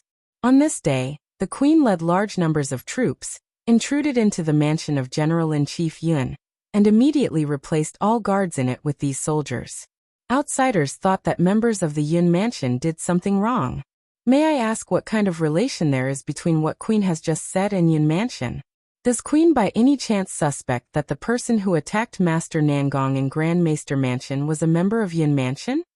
This remark of Venerable Master Yun's was very sharp. Hearing this, Xuelu smiled blandly. You're being too sensitive, Venerable Master Yun. Yun Mansion's loyalty to the royal family has lasted so many generations. Who dares to question it? I brought General Li here today because Grand Maester has just practiced divination not long ago, finding that the demonic dragon imprisoned in Yun Mansion would probably try to break out in a day or two. His Majesty is worried that the demonic dragon might cause casualties in Yun Mansion if it breaks out, so he dispatched General Li here to offer assist. To assist? She replaced all guards of Yin Mansion with her soldiers. Yet she called it assistance? Incidentally, I heard that the ninth lady of Yin family got seriously wounded during the last royal hunting contest, that she was still in bed. Today, before I came here, I mentioned this to His Majesty. His Majesty was very concerned, and sent an royal physician here to check on the ninth lady. Seeming to have suddenly recalled this, Shui Lu said in a graceful, bland tone. But her words sent a brief frown on Yin Qi's face. During the past month or so, the queen had paid many visits to Yin Mansion, inquiring as to Yin Wu's condition in a seemingly casual manner. There'd even been several occasions when she tried to enter Yin Wu's room.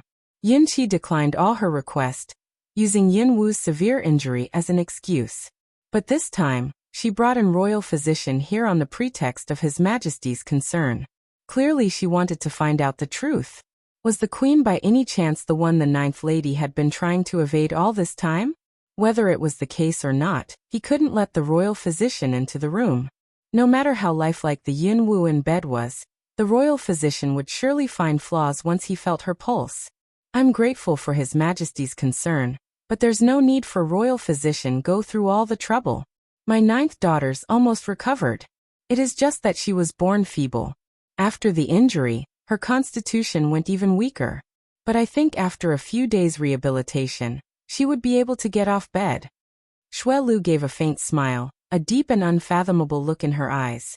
Since royal physician is already here, you might as well let him feel her pulse and prescribe some tonics. Upon this, she turned her head aside and gave a glimpse at the old royal physician standing on the side. Having the order, the old royal physician walked forward and said to Yin Qi respectfully, "Would you please have someone lead the way for me, Venerable Master Yin?" It seemed that she made it impossible for Yin Qi to make any excuses. However, right at this moment, "Grandpa, since the Queen and His Majesty care about me so much, you might as well let the royal physician feel my pulse. I'm kind of losing my breath." A weak, faint voice came from outside the door. With a sickly, pale face, supported by a handmaid, Yin Wu slowly walked inside the living room. Wearing a long cape, she paused every 2 steps, gasping for air. Her legs appeared limp, as if a mere breeze could blow her away. Seeing Yin Wu walking in, Yin Wu furrowed his brow. His wife, his daughter Yunlinger and the others, who were still kneeling, won the ground because the queen hadn't allowed them to rise, looked at that sickly Yin Wu, disgust and scorn glinting in their eyes. For some reason, this invalid had been the only one that the venerable master favored recently. He even tended her himself when she was ill, which was why other family members were all jealous. The moment Yin Wu walked in, Shui Lu immediately rested her eyes on her, sizing her up. Her gaze was so piercing that it seemed as if it was able to penetrate Yin Wu bones. Back then, at the time when the sorcery power on this continent awoke, Shui Lu dispatched a lot of assassins to the magic beast's forest in the north, including her henchman Wufeng, but so far not a single message had been sent back to her. They all disappeared like rocks sank into the ocean. She sent another batch of men to investigate, and eventually found that they were all killed. Rumor said that not long ago, a purple-eyed girl in Luo City located near the northern border, who was capable of condensing fire into elemental beasts, made a scene in Morong Mansion. Purple-eyed. That was specific to members of noble sorcery tribe blood. That teenage girl might be the one who awoke sorcery power in the magic beast's forest in the north. And all these happened after Yin Wu got injured and confined to bed. She was that woman's daughter and possessed that blood. Besides, these things seemed too suspicious to be coincidences. She must come and see it herself to verify whether that purple-eyed teenage girl was this Yin Wu or not. She couldn't trust anybody else with this issue. But all her previous attempts failed due to Yin Qi's intervention. This attack on the son of Grand Maester naturally gave her an opportunity. How could she let it slip away? Imperial physician, why aren't you feeling the ninth lady's pulse? Shui Lu asked in a bland tone. Sitting in a chair on the side, Yin Wu cooperatively let the old royal physician feel her pulse, coughing occasionally, her face ghastly pale and lackluster, her eyes unfocused. The living room went quiet. After quite a while, the old royal physician withdrew his hand, turned around and said to Shui Lu respectfully, "My queen, The ninth lady is feeble and suffers from anemia caused by severe injury. She needs a few days to build up her health by rest and by taking nourishing food. Otherwise, the condition might become a chronic complaint.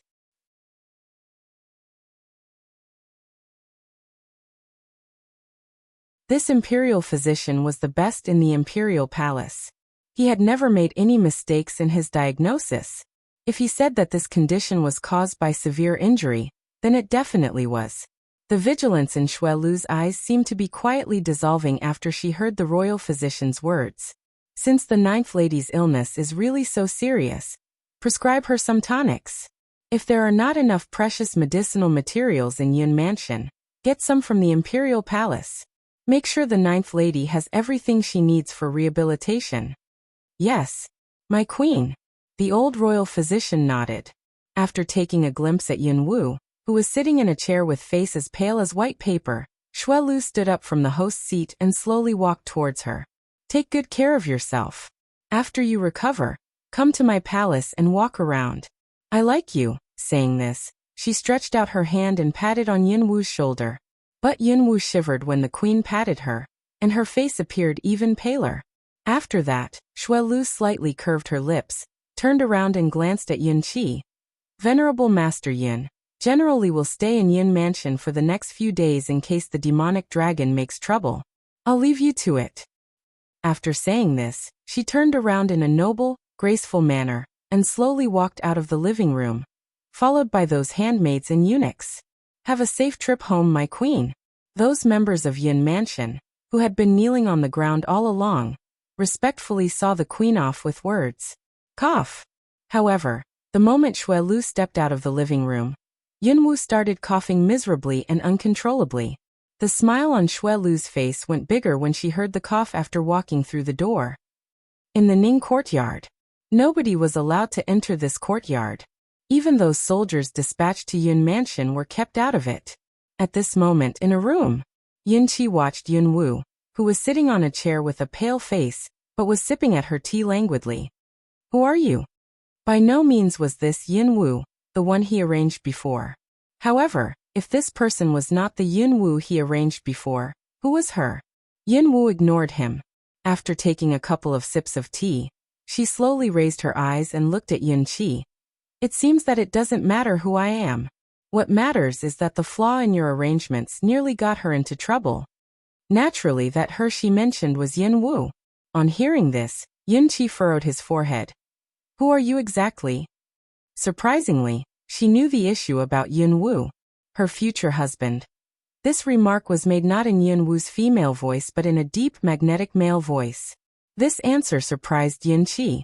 A man? How was this possible? Yun Wu was a teenage girl. How could a man disguise himself as her?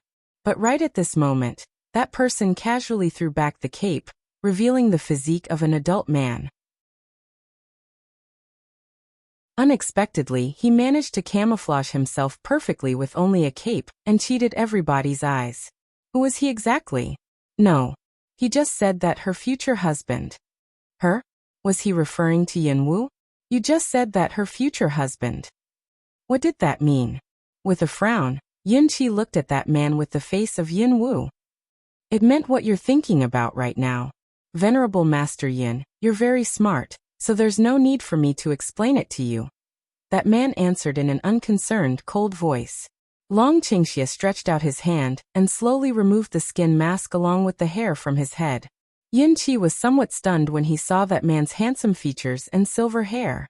He was a very charming young man, lips seductively curved up. That was not a smile but merely a habitual movement of his, which imparted him with an air of languor and wicked attraction. This man was even more beautiful than women. But Yun Qi instinctively felt that this man was dangerous.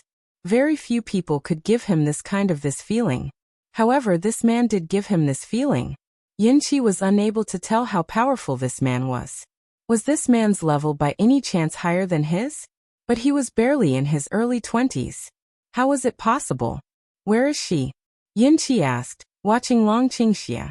It had been a month, but there was no news at all, which greatly concerned him.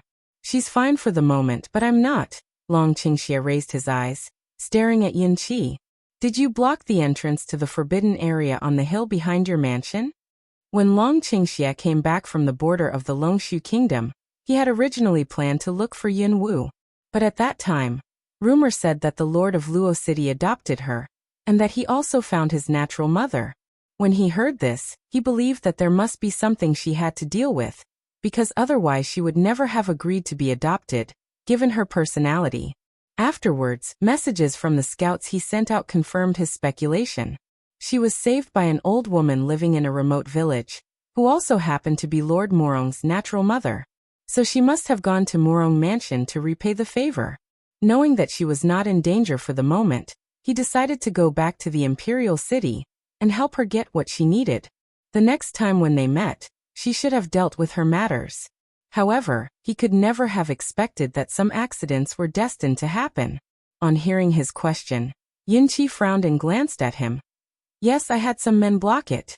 Is there by any chance you were the one who did that to the entrance? When he found that there was another passage leading to the forbidden area, he immediately had some men block it. There were many pythons and cannibal vines in the forbidden area. If those creatures went through that passage into the outside world, there would be dire consequences. I need to enter the forbidden area. Lend me the key to it, Long Qingxie said directly without beating around the bush. After the last time Yin Wu intruded into it, Yunqi specially installed a hidden lock on the gate of the forbidden area. In order to get in, one had to either use the key to unlock the gate or destroy the gate. Currently, there were a large number of soldiers in this mansion. Any noises would surely bring him unnecessary trouble. Don't you think you need to tell me the reason why you want to get in there? The forbidden area is not a place open to everybody, Yunqi said in a manner just as direct. She badly needs some dragon blood. Is this reason good enough? Said Long Qingxie in a casual tone, languidly watching Yunqi. Dragon blood? This answer stunned Yunqi. The demonic dragon imprisoned in the forbidden area had been under the guard of the Yun family for hundreds of years. It had also been decades since Yunqi assumed responsibility, so he had a general idea how powerful that demonic dragon was. Even he himself didn't dare approach that dragon. But this man sounded as if getting some blood from that dragon was as easy as shopping at a market. Was he too self-conceited? Or was he really that powerful? Rest assured, that 1,000-year indenture between the Yun family and the dragon is still valid. That demonic dragon is not powerful enough to break the seal of the indenture yet, Long Qingxie added. His words surprised Yunqi. This man actually knew about the 1,000-year indenture between the Yun family and that demonic dragon? Who on earth are you? Hearing this, Long Qingxie curved his lips into a half-smile. I'm whoever you think I probably am. But as long as she acknowledges Yun Mansion, nothing will happen to this place. He broke off in the middle of a sentence. Did he mean that once Yun Mansion she disowned Yun Mansion would no longer be in peace? It was late at night, but in this dense forest, two figures were chasing a third one. It had been a full day. Yun Wu had almost tried every method she could think of, but still couldn't get rid of the two grand assassins. That uncomfortable feeling caused by overconsumption of strength was getting intenser. If it weren't for that her will was strong enough, she would have gone limp and fallen down by now. That damn girl is really good at fleeing. I swear to God I'll break her legs after I catch her. After chasing her for a full day, the two assassins got somewhat annoyed. Two grand assassins actually failed to catch a teenage girl, who was merely an early stage of Tier 7 after chasing her for a full day. If word got out about this, would they have the nerve to stay in this profession? And would they have the nerve to show their faces? This was so humiliating. 19 yelled furiously while pursuing her. His voice rippled through the whole forest. Yin Wu felt that she was exhausted. She couldn't just keep running. Howl. Howls of wolves suddenly came from the distance. There seemed to be a pack of them. Her chi was more powerful than before now, so the two grand assassins would probably detect her even if she tried to hide in this forest. Since I can't escape, I should kill them, Yin Wu thought. However, if Yin Wu decided to fight them, she would never suicidally launch an attack on the enemies when she knew very well she was no match for them. If she wanted to kill them, she had to seize the initiative. Even if she couldn't kill them, she would at least make them pay a heavy price. Instantly, Yunwu clenched her teeth, gathered her strength and flashed towards the source of the wolf howls as fast as she could. Meanwhile, she fished out a book out of the storage space. That was a book on training animals, which she put on the bottom of the storage space and scorned to read. In her sight, most tamed magic beasts were no different from livestock, which she was totally uninterested in. But she recalled those tamed magic beasts that she saw in the training ground located in the forest of the Murong family in the suburb of Luo City. Maybe she could find some kind of secret method of taming magic beasts, without erasing their beast nature. But after reading every page of the book, she found that all those beast taming skills recorded in it were just common ones. Clearly it was impossible to have a magic beast follow orders while it still had its beast nature. Damn it. If Elder White was still in contact with her, maybe she didn't have to flee in such a flurried manner, but since that weird twig entered her body, Elder White had been out of touch all along. Right now, her only option was taking advantage of the beast flock to overpower her enemies. But now even this option was no longer available. Was there really nothing she could do? Did she really had to wait for death? No. Since she came to this exotic world, she had overcome so many hurdles and been through so many trials. Now even if it was the god of the underworld himself who had been pursuing her, she wouldn't yield without a fight, not to mention 2 grand assassins.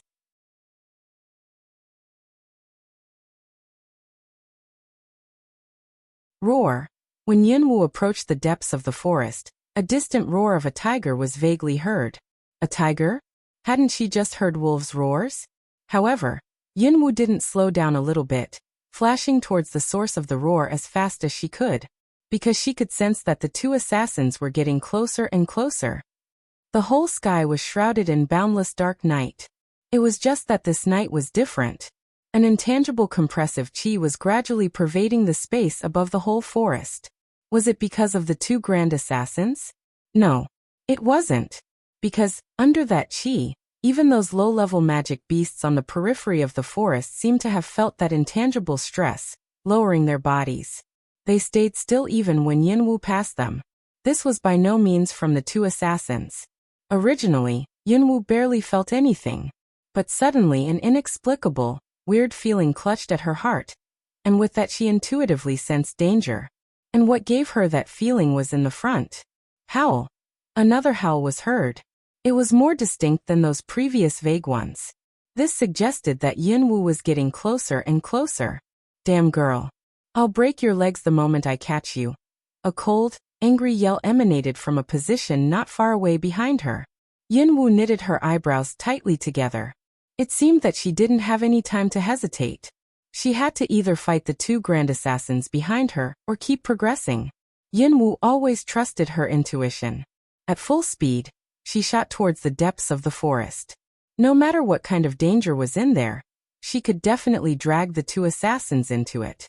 An unusual smell of blood wafted across the dark sky. In the pitch-black night, 3 figures just kept going deeper and deeper into the forest. Roar, howl. From time to time, roars of magic beasts rippled through the forest under the black sky. However, those magic beasts seemed to be not fighting but cooperating, since those roars were let out very regularly. However, this regularity was soon ruined by a figure intruding in the depths of the forest. Yunwu barely had any time to observe, since the 2 grand assassins were closing in on her. She seemed to have sensed that something blocked her path. Almost instinctively, Yunwu directly leaped upwards, enveloped herself in wind element, and abruptly dashed towards a dark cave in the distance at full speed. Those magic beasts guarding the cave at the entrance didn't have enough time to react. After being stunned for a second, they reacted. Roar, roar, roar. Howl, howl, howl. Hiss, hiss. Guh. Furious roars of magic beasts instantly came from all directions. If it were during daytime, this scene outside the cave could definitely scare people to death. There were tigers, wolves, lions, leopards, snakes, eagles. Both terrestrial beasts and flying beasts congregated outside this cave on this night. Innumerable magic beasts crowded almost the whole depths of this forest, green light gleaming in their eyes. However, when those magic beasts were provoked, another 2 figures shot over at full speed. Quack! Eagle Condor's piercing shrieks were heard. Before the two grand assassins could enter the black cave, a flock of eagle condors flew upwards, letting out furious shrieks that could almost perforate people's eardrum. Roar! Wrathful roars of numerous beasts were heard.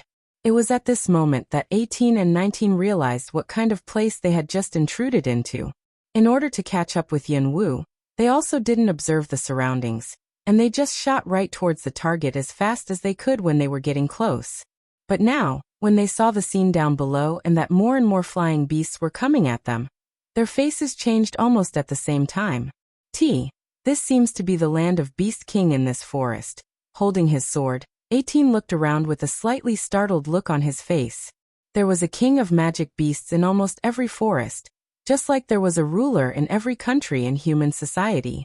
But situation in the territory of magic beasts was not as complex as that of human territory. The Beast King of this forest was the head of all magic beasts living in this forest. Generally speaking, the land of Beast King was surrounded by a lot of magic beasts. Humans, once intruded into the land of Beast King, would be attacked by magic beasts living in this forest.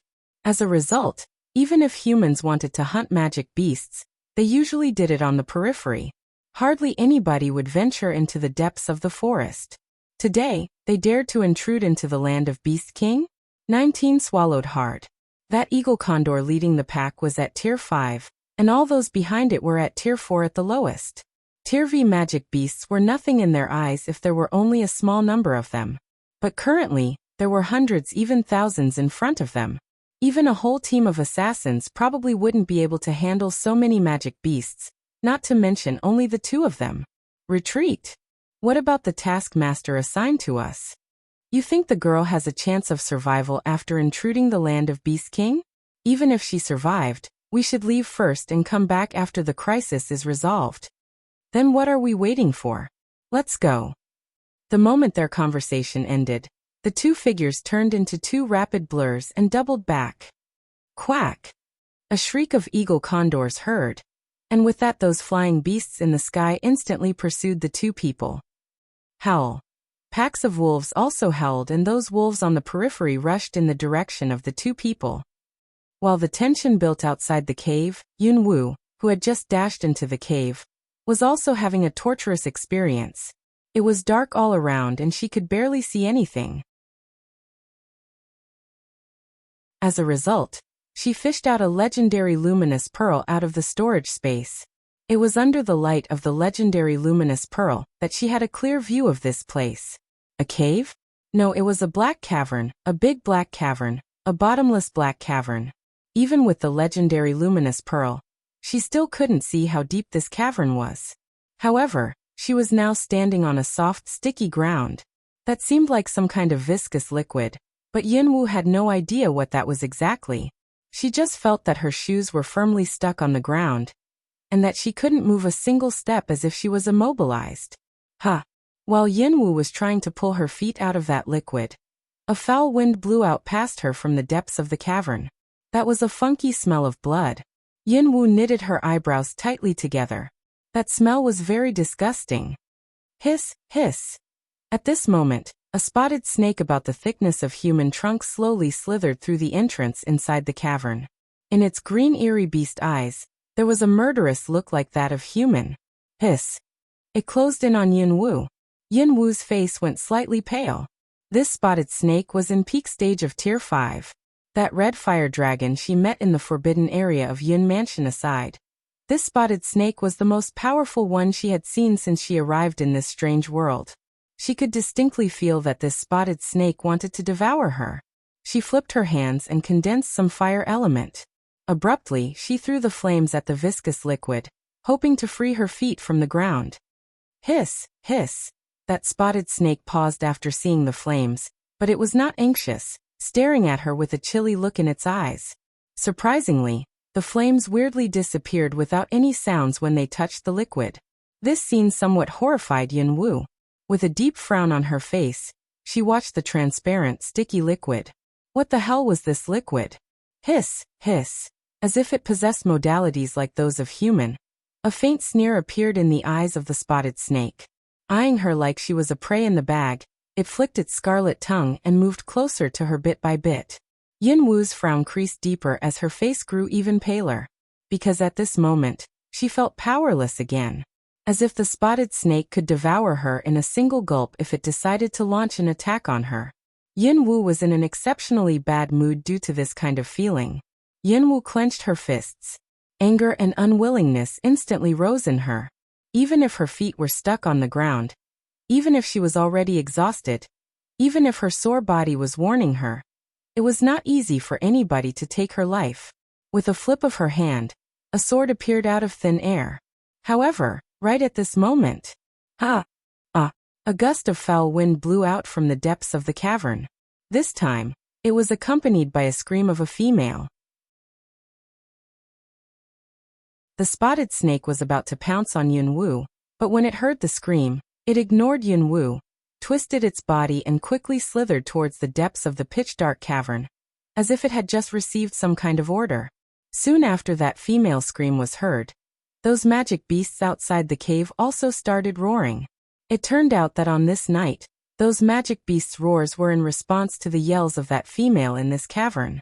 However, Yin Wu wouldn't naively assume that it was really a human who let out this female voice from the depths of this cavern. Magic beasts above Tier 6 possessed intelligence, and most intelligent magic beasts could speak. So inside this black cavern was a magic beast the level of which was above Tier 6? Above Tier 6?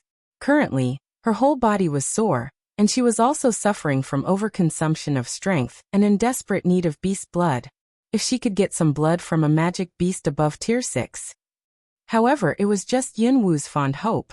Given her current strength, she probably couldn't even get blood from that spotted snake in peak stage of Tier 5, not to mention from a Tier 6 magic beast. Besides, there must be some kind of connection between those flocks of magic beasts outside and that beast inside this dark cavern. If she did something reckless, there might be unimaginable consequences. Under the circumstances, her best choice was to leave first. However, the viscous liquid beneath her feet. Since fire element didn't work, she started trying other kinds of element. However, none of the 7 kinds of element was able to free her feet from that liquid. Yin Wu's heart sank.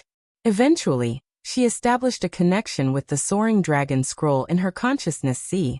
However, after quite a while, there was no response from the soaring dragon scroll. Was she really going to be defeated by this puddle of viscous, saliva-like liquid? She was unreconciled. Really unreconciled to this situation. However, when Yin Wu was clenching her teeth, a long piece of information suddenly popped into her mind.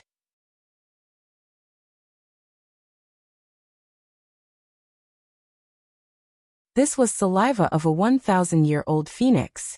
Phoenix saliva was fluid secreted by female phoenixes only when they laid eggs. It had high levels of gluteinousness and toxicity. Phoenixes used it to defend themselves against their natural enemies when laying eggs. However, saliva of a phoenix over 1,000 years old could also be alchemized into phoenix saliva pellets, which could detoxify all kinds of poisons, and thus was extremely precious. People could only come by this kind of thing with luck, but not by searching for it.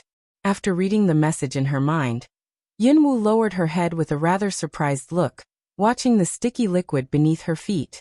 This was saliva of a 1,000-year-old phoenix? So it was not some Tier 6 magic beast, but a phoenix in this cavern? And it was over 1,000 years old? Was this possible?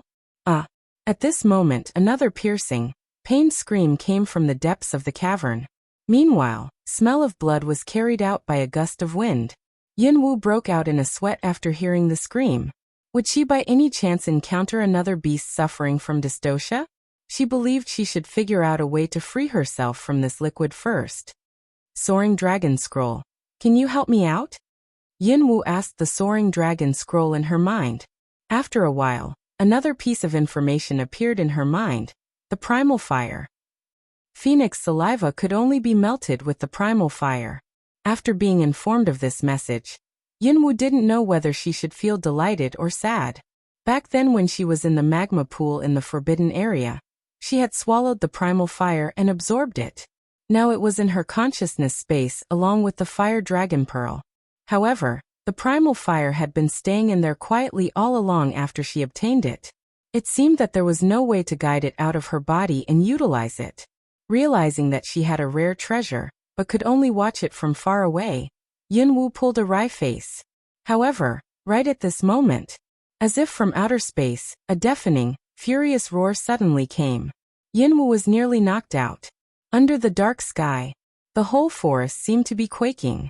On hearing that roar, flocks of magic beasts outside the dark cavern quivered, but soon started wriggling around restlessly.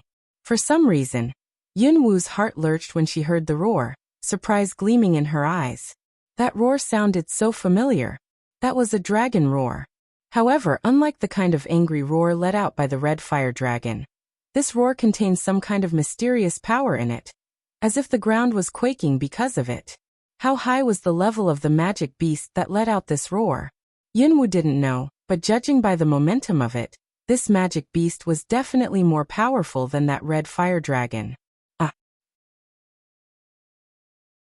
After that dragon roar was heard, the female voice coming from the depths of the dark cavern became even shriller, as if the mood of the creature inside was affected. In modern times, both dragons and phoenixes were mythological creatures that only existed in legends. Yunwu had never expected that these two kinds of creatures would appear at the same time on this night. She could tell from the momentum of the roar that the dragon came with evil intent. Given that her feet were stuck on the ground in the nest of a phoenix, she was in a very unfavorable situation. Soaring Dragon Scroll. What do I have to do to guide the primal fire out of my body? Yunwu asked again. However, it gave her no other response. It made sense. The Soaring Dragon Scroll was merely a spiritual scroll in which information about everything in this world was documented. It was not an intelligent creature. Naturally, it couldn't answer her every question. Oh, that annoying thick-bearded door god. He's the door guard of the Hundun Palace. He must know it. Yunwu gathered her powers of concentration, and with that her spirit entered her consciousness space.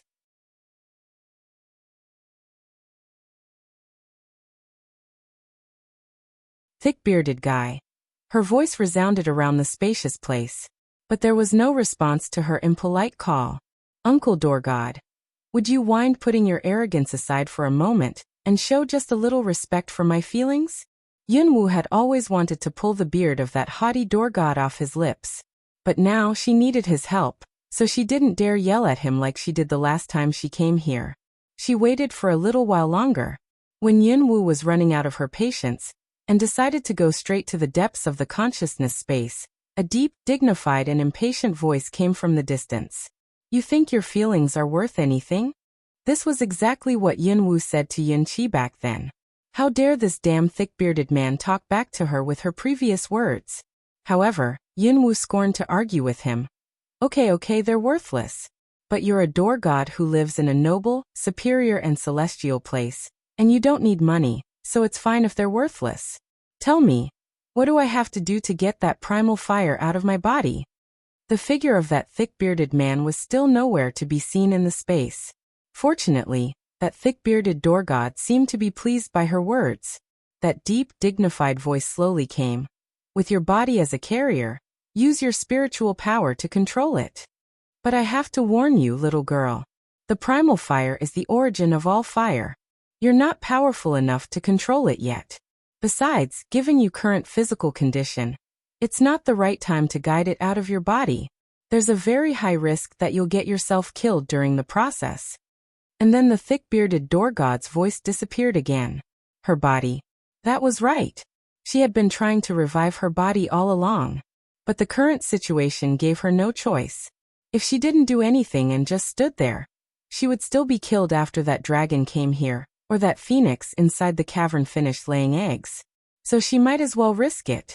Besides, she frequently told herself that she was the one who was in control of her destiny, not God. She had already daringly swallowed the primal fire. Now she just wanted to guide it out of the body to put it to use. She didn't believe that this would kill her. Because of that thick-bearded door god's warning, Yunwu was very cautious with her every move. With her body as a carrier, she exerted her spiritual power on the primal fire enveloping the fire dragon pearl, and guided a third of it to her right hand. Outside the dark cavern, almost all magic beasts were fully alert, guarding the dark cavern. At this moment, numerous magic beasts lurked in the dark, vigilantly staring at the black sky, as if they were waiting for something to come. Inside the cavern, as Yin Wu drew the primal fire out of her body bit by bit, the temperature in the dark cavern was rising rapidly. Soon, it became so hot in the cavern that it seemed as if things were about to combust spontaneously. Hot. Painful. The heat was so unbearable that Yin Wu felt as if her soul was about to catch fire. However, compared with the agony she endured when she swallowed the primal fire, or when she was trying to absorb the 7 elemental powers, this pain was within tolerance. Besides, she merely extracted a third of the primal fire. Hiss, hiss. But as the temperature increased, that spotted snake was lured out of the depths of the cavern. The spotted snake had just slithered out of the dark when it was greeted with blazing heat, and drew back immediately. Hiss. The hisses it let out sounded somewhat angry.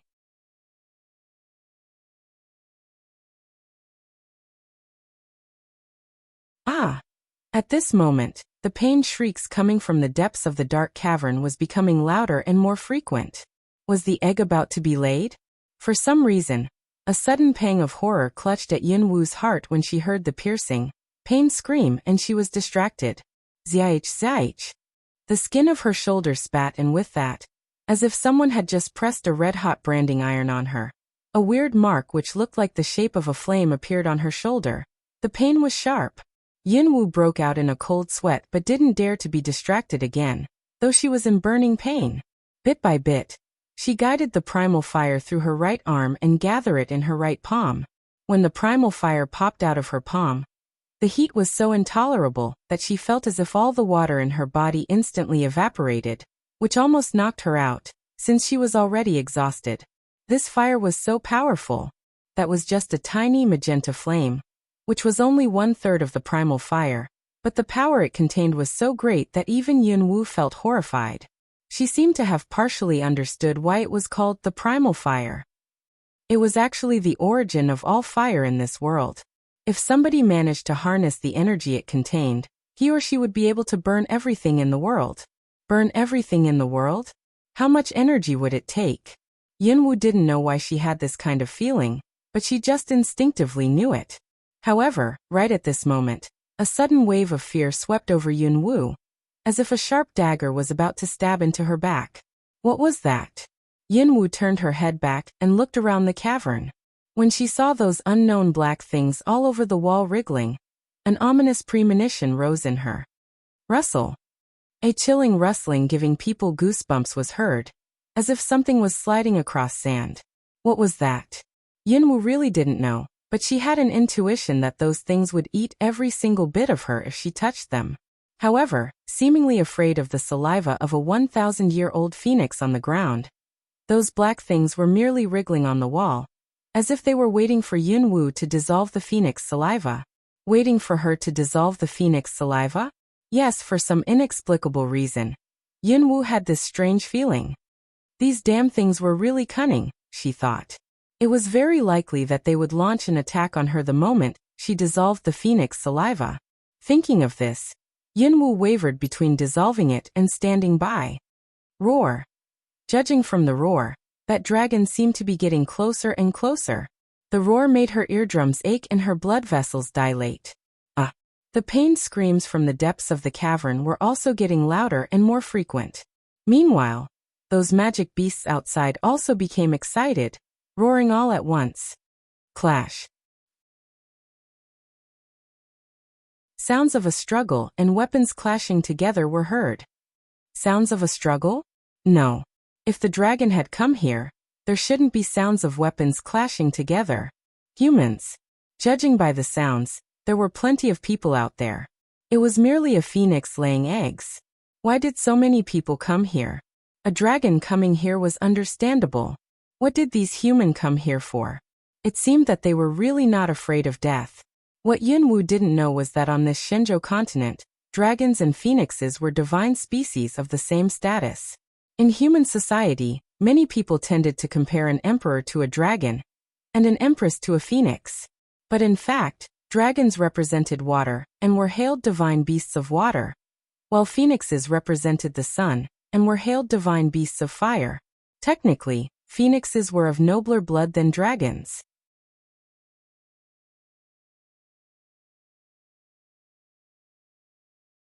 However, for some reason, the phoenix was on the verge of extinction in the mortal realm.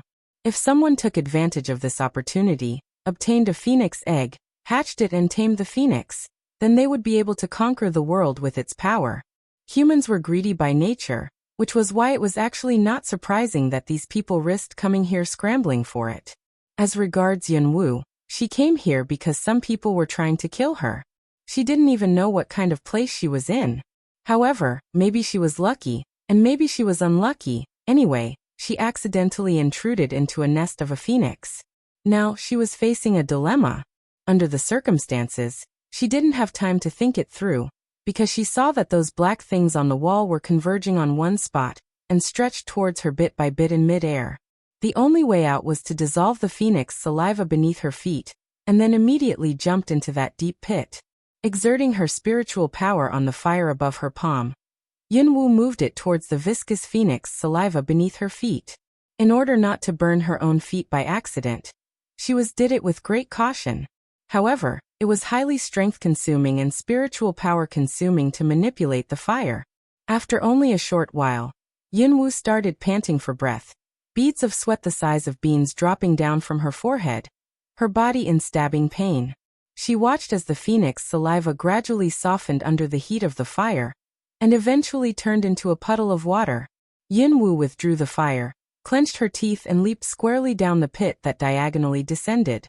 The moment she leaped down the pit, out of the corner of her eye, she saw that those black things on the wall pounced and landed on her previous position. Rustlings were heard, as if they were gnawing away at the ground. What were those things exactly? Yunwu felt chills down her spine. If she had been a little slower, would she have been eaten by those things? However, as she descended along the wall of the pit, what she saw brought her heart to her mouth instantly. It turned out that there was a pool of magma at the bottom of that pit. Except for some rocks floating on the surface, there was nothing for her to stand on. If common people came here, they would surely be suffocated, if not roasted by the blazing air.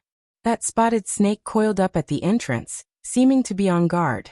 The moment it saw Yunwu landed, the spotted snake opened its giant, hideous fanged mouth and abruptly came at her.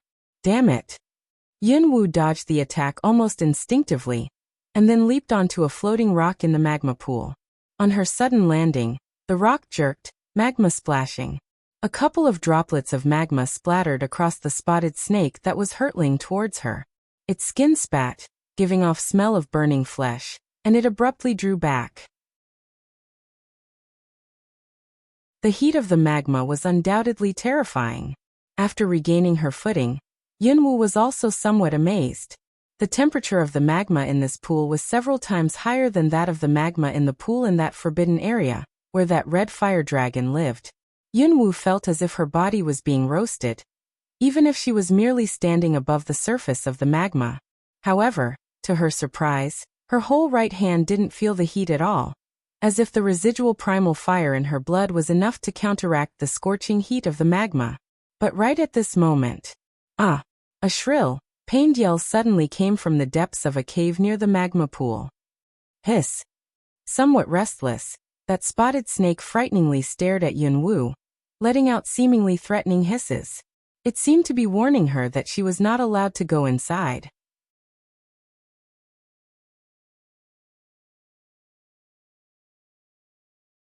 Originally, Yunwu entered the cavern by accident, and then jumped into that pit, because she had no other choice. She truly didn't want anything from that phoenix. But now, out of curiosity, she decided to go in there and find out what this legendary creature, which had drawn so many people here, looked like. Ignoring that spotted snake, Yunwu tapped on the floating rock with the tip of her foot, and swiftly leaped onto another rock. In this way, she headed for the depths of the cavern. What did people call phoenixes? Birds bathing with fire. When Yunwu landed on a floating rock and saw that fiery red phoenix, soaking in magma with flames all over its body, She couldn't help feeling somewhat excited. It was so dignified, so beautiful. Yes, it was majestic and beautiful. That majesty was in its blood, and that beauty was beyond words. Suddenly, the whole cavern started quaking. Roar! As if from outside the cavern, a dragon roar came. The whole cavern was quaking, along with the magma in the pool. Yunwu was still in amazement, but because of the quaking of the cavern, she was losing her footing. Almost out of instincts, Yunwu immediately clenched her teeth, enveloped herself with space element, and disappeared out of thin air. Right at this moment, the phoenix in magma raised its head and squeaked out a shrill cry, magma splashing around. Finally, a fiery red egg was laid. Phoenix, how dare you gave birth to its child? At this moment, a gruff loud voice full of anger abruptly came from the entrance of the cavern. It took almost merely an instant for it to travel such a long distance. In the blink of an eye, a giant black dragon stormed over with furiously widened eyes. Black dragon, don't go too far. You've been pursuing me since I was in the dragon phoenix realm. Now I'm in the mortal realm. What else do you want? The female voice said with suppressed anger. You know exactly what I want. Hand over that bastard child to me. No way. Well then. You leave me no choice. Roar. With a roar, potent chi instantly pervaded the cavern. And with that the black dragon rapidly hurtled towards the phoenix in magma. The flames on the phoenix instantly flared up. It raised its head, let out a squeak and stormed towards the black dragon head-on. The dragon was mighty and aggressive, while the phoenix, however, had an air of majesty about it, like that of a goddess. However, bang bang, boom, boom. Two potent powers clashed together, quaking the whole cavern. Tightly clenching her teeth, Yunwu struggled to shield herself with space element. If she showed herself, there was no doubt she would become a hapless victim of that power the moment she did it. But all of a sudden, Yunwu felt the rock beneath her feet start quivering. She lowered her head, flicked a look at it, and was somewhat terrified. The floating rock broke apart, magma splashing around her whole body. No, all the magma and floating rocks in the pool instantly started churning. And the cause of this was the phoenix and the dragon. Yunwu's face went ghastly pale. Heedless of other concerns, she immediately gave up the space element shelter, enwrapped herself with wind element and leaped upwards. Unlike that occasion when she was in the forbidden area, if she got entangled in this magma, she probably would be melted completely without a single piece of her body left. A human. How dare this human intrude in this place? You're courting death. The moment the black dragon finished the last word, it hurled a bolt of fierce chi at Yunwu. Damn it. Yunwu cursed in a low voice and dodged aside in a flustered manner.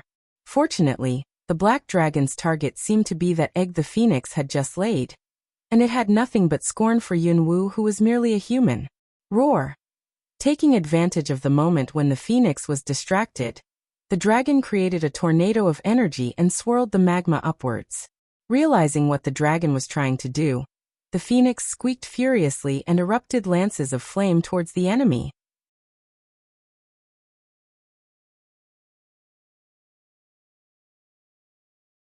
No human could survive the power undulation generated by a fight between two divine beasts. Given her over-fatigued body, Yunwu certainly didn't stand a chance. Under the power, she felt as if somebody was dismembering her with a saber and a saw. The pain was so unbearable that she nearly spat blood.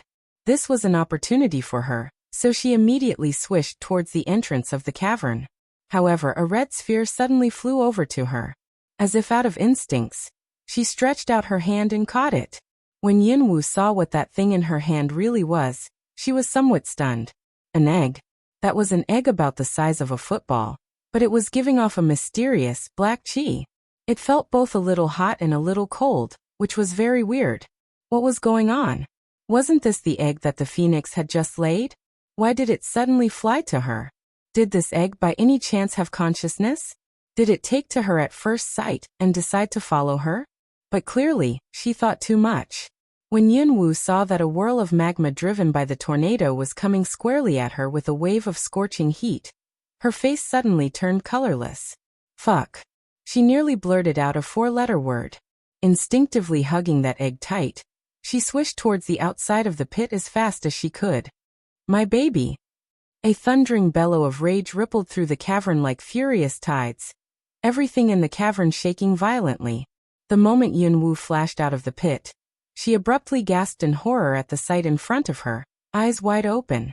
Those black, wriggling creatures almost occupied the whole entrance of the cavern. Some of those people who were fighting outside the cavern intruded inside and accidentally touched those black creatures crawling all over the wall and the ground. Rustle! With a rustle, before they could scream, those creatures devoured them, not leaving a single bit. The whole entrance of the cavern was blocked by those black creatures. She could distinctly feel that the scorching heat was getting closer and closer from the depths of the cavern, indicating that the energy undulation generated by the fight between the phoenix and the dragon was spreading outwards. If she stayed here, she would surely be dead in a short while. God damn it! You got me into serious trouble. There was no time for her to do more thinking. Yunwu hurriedly exerted her spiritual power on the 1/3 of the primal fire that she had withdrawn, guided it through her arm, and with that a flame popped out of her right palm. With facilitation of fire elemental power, the primal fire flared up, and with that Yunwu hurled it towards the ground. Rustle! On contact with the fire, those black creatures instantaneously ignited. Feeling that she was depleting her spiritual power, Yunwu gathered all her strength, enveloped herself in fire element, and flashed along the path of fire out of the cavern.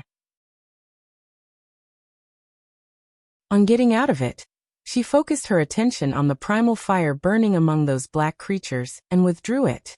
Taking advantage of the chaotic fight, she quickly fled in a direction where nobody was ahead. She felt that she was about to collapse. After she arrived in this exotic world, this was the first time that she had exhausted both strength and spiritual power. There was sharp pain all over her. But she mustn't stop. She just kept rushing forward, as if with her formidable willpower. Sounds of the fight between those people and between the dragon and the phoenix, as well as the roars of rage let out by the two mythological creatures, could still be heard. Clearly, this was not going to be a peaceful night in this forest. How long have I been running? Yunwu had no idea. She just knew that when walking in a wood, she suddenly missed her footing and started falling down. What is this place? Yunwu also didn't know, because there was no light at all. It was pitch dark around and she couldn't see anything, but she knew she was still falling. She could feel it. It felt as though she was falling in a bottomless pit.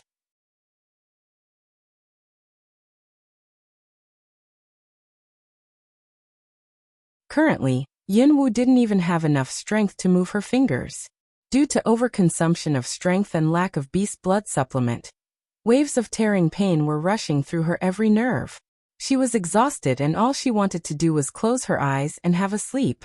And she did that. Or because of that egg in her arms, the state of which had been alternating between hot and cold, her body inexplicably descended into intense sleepiness. After a short while, Yunwu flaked out. The moment she fell asleep, that red egg in her arms suddenly started shining at regular intervals as its temperature alternated between high and low. Right at this moment, some green strips like willow twigs stretched out of Yunwu's abdomen, looking very weird. And then with a swish, those strips shot towards the wall and adhered to it. Yunwu's body instantly stopped falling, hanging in midair in this pitch-dark pit, her abdomen facing upwards. Just like this, the red egg in her arms quietly waited to hatch, absorbing the residual primal fire in her right arm bit by bit. Yunwu stayed in deep sleep one day after another. Soon a month passed by and she still didn't wake up. Because of her missing, some secret organization threw the Luo city into chaos. For the same reason, magic beasts launched an unprecedented mass attack on the border. However, this girl sleeping in this dark pit was totally unaware of any of this. Everything stayed the same around her. An extra half a month passed. The pitch-dark pit was suddenly lit by a red light accompanied by scorching heat. Surprisingly, those willow twigs adhering to the walls had grown a lot bigger, looking exuberant and vigorous. Yunwu was no longer hanging, but lying on those willow twigs. Crack, crack, crack. The sounds of something cracking were heard. Yunwu, who had been asleep all along, was waken up by those cracks coming from beside her ears. It's so hot. Yunwoo knitted her eyebrows together the moment she woke up, feeling miserably hot, as if she was in an oven. Crack! Crack! She abruptly opened her eyes, and a purple light flashed across her purple pupils. Yunwoo was unaware of this. She hadn't moved for so long that she felt stiff all over, and her joints clicked as she sat up. She looked downwards and then upwards, but all she saw was darkness. When she realized the situation she was in, she was stunned. What the hell is this place? Suddenly, what had happened before she fell down flashed across her mind. Was this pit that she had fallen into literally bottomless? Just as its name implied. A bottomless pit had no bottom, and anyone fell into it would keep falling downwards forever. Didn't the god of hard luck favor her too much? Crack! Crack! While Yunwoo was speechless with resignation, the sounds of eggshell cracking were heard again. Yunwoo instantly lowered her eyes onto the red egg in her arms. On the sight of it, Yunwoo was taken aback. The egg, which was originally about the size of a football, had grown to over twice its original size. It was shining intermittently, the color of the light alternating between red and black, which imparted a thick air of mystery to it. She merely had a sleep, yet it grew so much bigger? Crack, crack. For some inexplicable reason, sounds of eggshell cracking became more frequent, as if the little creature inside the egg was about to hatch out.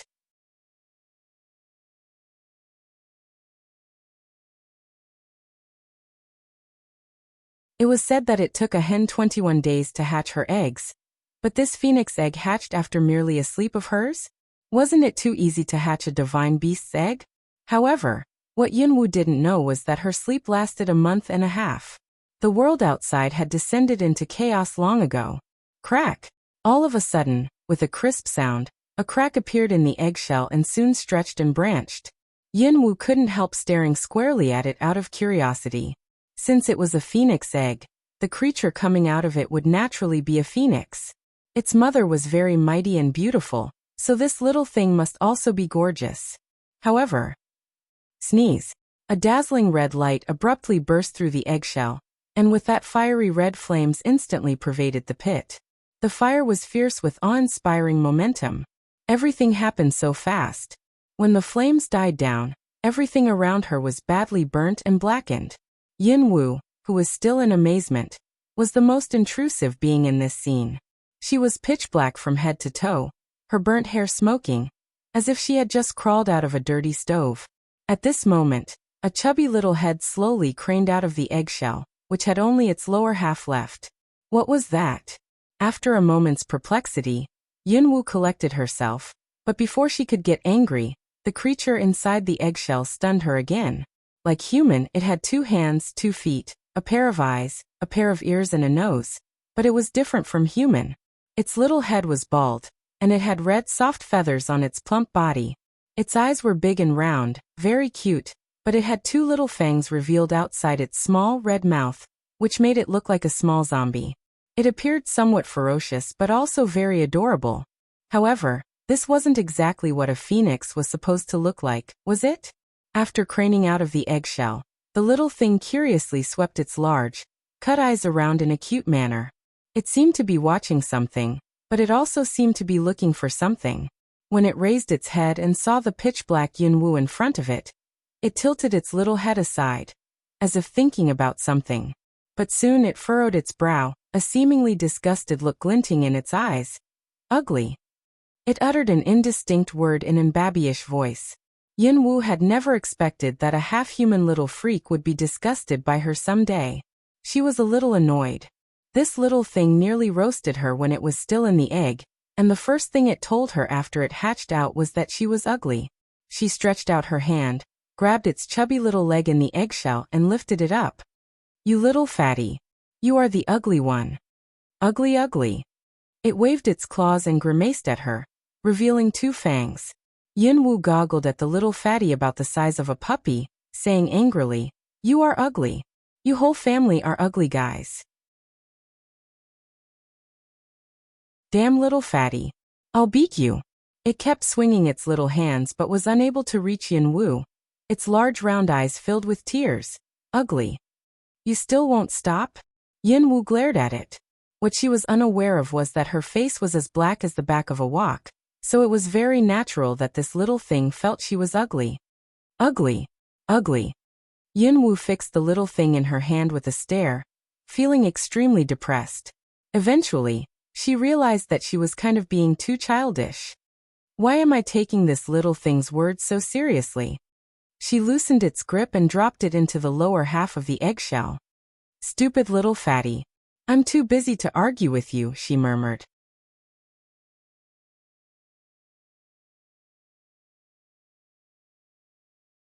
Yinwu moved the eggshell aside, stood up and stretched out a little, finding that both her strength and spiritual power had been fully restored.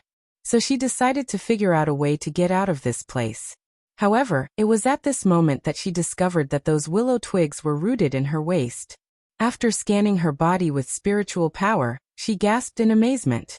It turned out that it was the branch in her abdomen from which those twigs sprouted. That branch rooted in her flesh had turned into a seed sprouting a lot of green shoots, which took root near her dantian, and was growing as the golden red pearl spun. What was that exactly? These twigs had sprouted from her flesh. Would she be occupied by it and become a tree someday? The more she thought about it, the more afraid she felt. She couldn't help wondering whether there was a way to extract that weird branch out of her. If she were still in her last incarnation, maybe she could extract it with a surgical operation.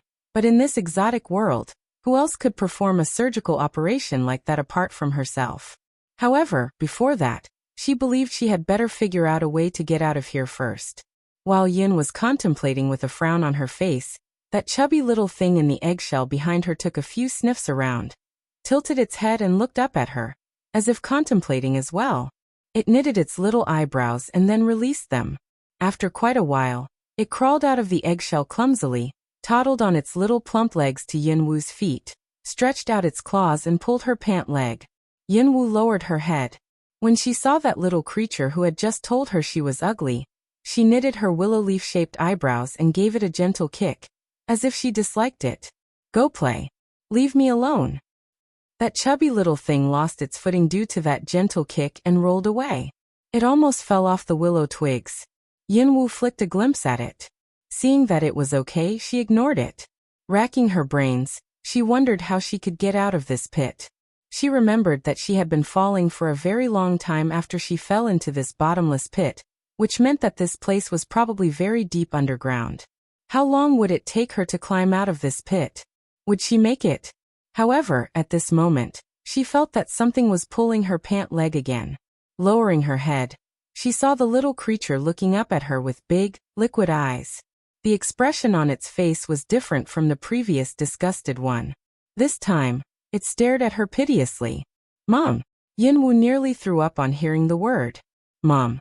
What was wrong with this chubby little thing?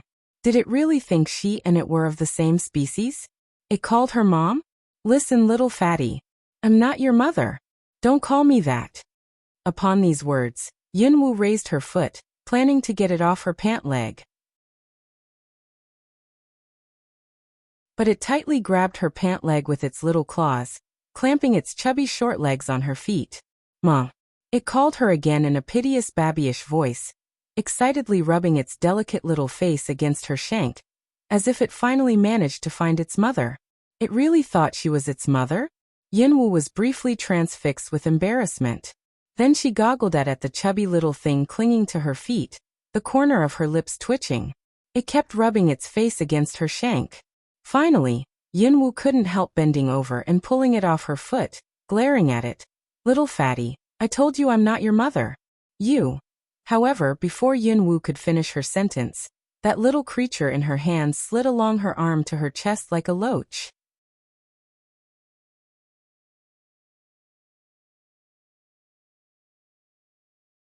Mom! It exultantly clung to her neck and rubbed its face against her. Yinwu was speechless with embarrassment, her lips twitching violently. She tried to pull it off her neck, but its grip was so tight that she nearly suffocated. Resigned, Yinwu had to soften her tone and tried to coax it into coming down. But that little guy yielded to neither the carrot nor the stick. It just kept rubbing against her neck. It was not until it tired after quite a while that it gave up and climbed to the top of her head, gripping onto her hair with its little claws. No matter how hard Yunwu tried, it refused to come down. Yunwu was depressed and resigned. However, when Yunwu saw the liquid in the eggshell, all her depression dissolved instantly. Phoenix saliva? Wasn't that transparent, viscous liquid saliva of a 1,000-year-old phoenix that she had seen in that cavern?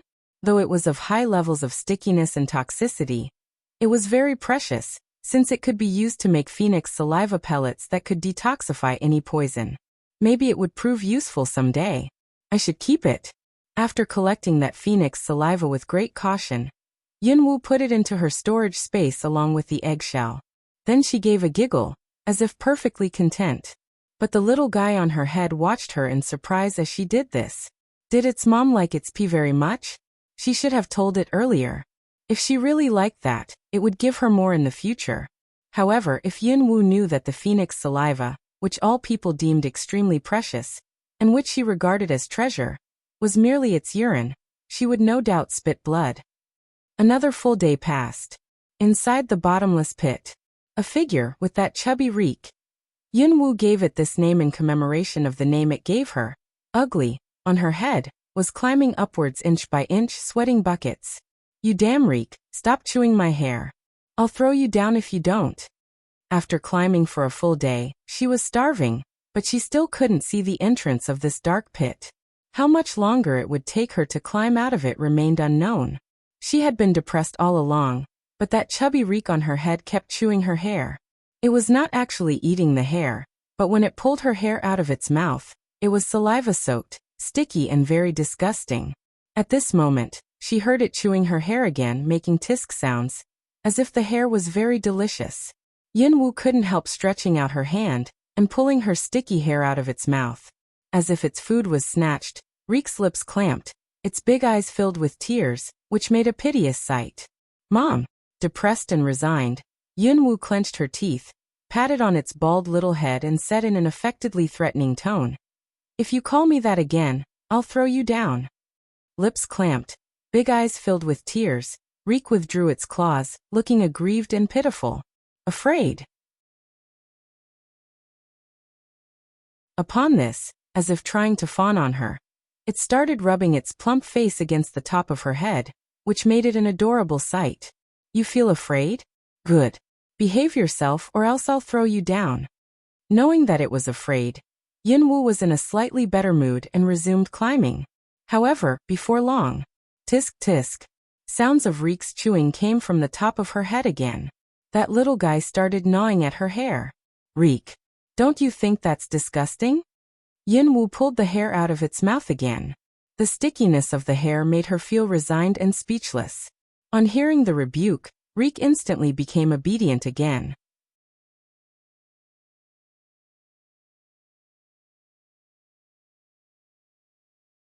However, before long, it started again. After a while, Yunwu felt that her scalp was sticky and wet all over, which terribly disgusted her. But that little thing enjoyed it very much.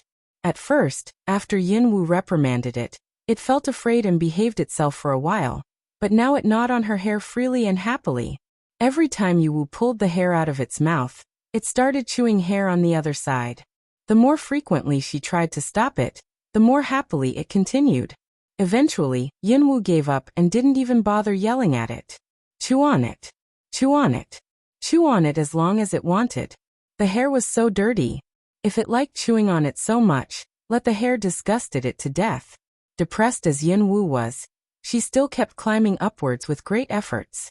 In fact, she merely intruded into the nest of a phoenix by accident during her fleeing from enemies, but for some inexplicable reason she came by this red egg, out of which this chubby weird creature hatched.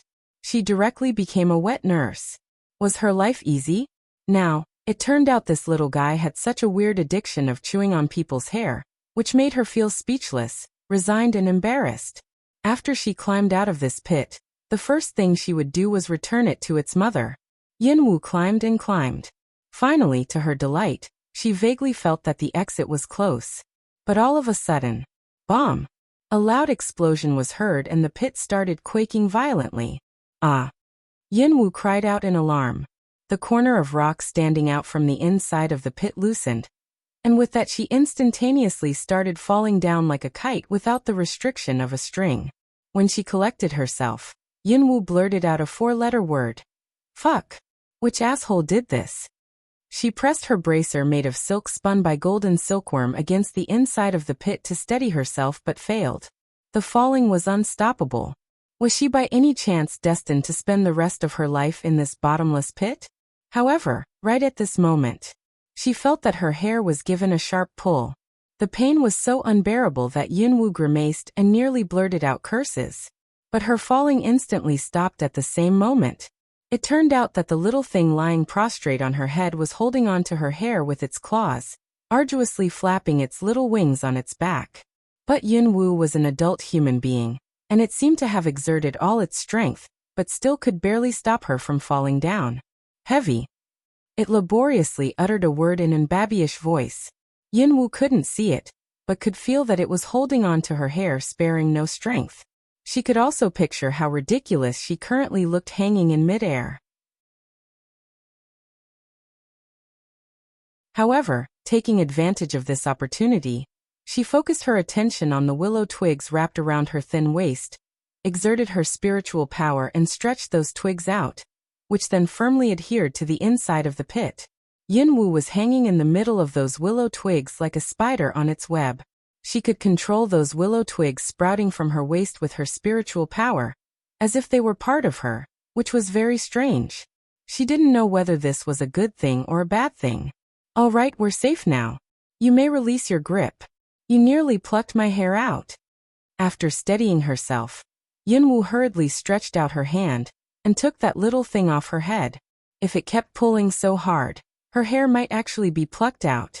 As if very tired, that little thing withdrew its little wings and tamely let her hold it in her hands. It looked at Yunwu with its big round eyes, and then rubbed its delicate cheeks against her palms, saying, "Mom." Tired. After that, like a loach, it crawled along her arm to her chest, and then boldly wormed its way into her clothes and settled itself comfortably in there. Before long, faint snores came from her chest.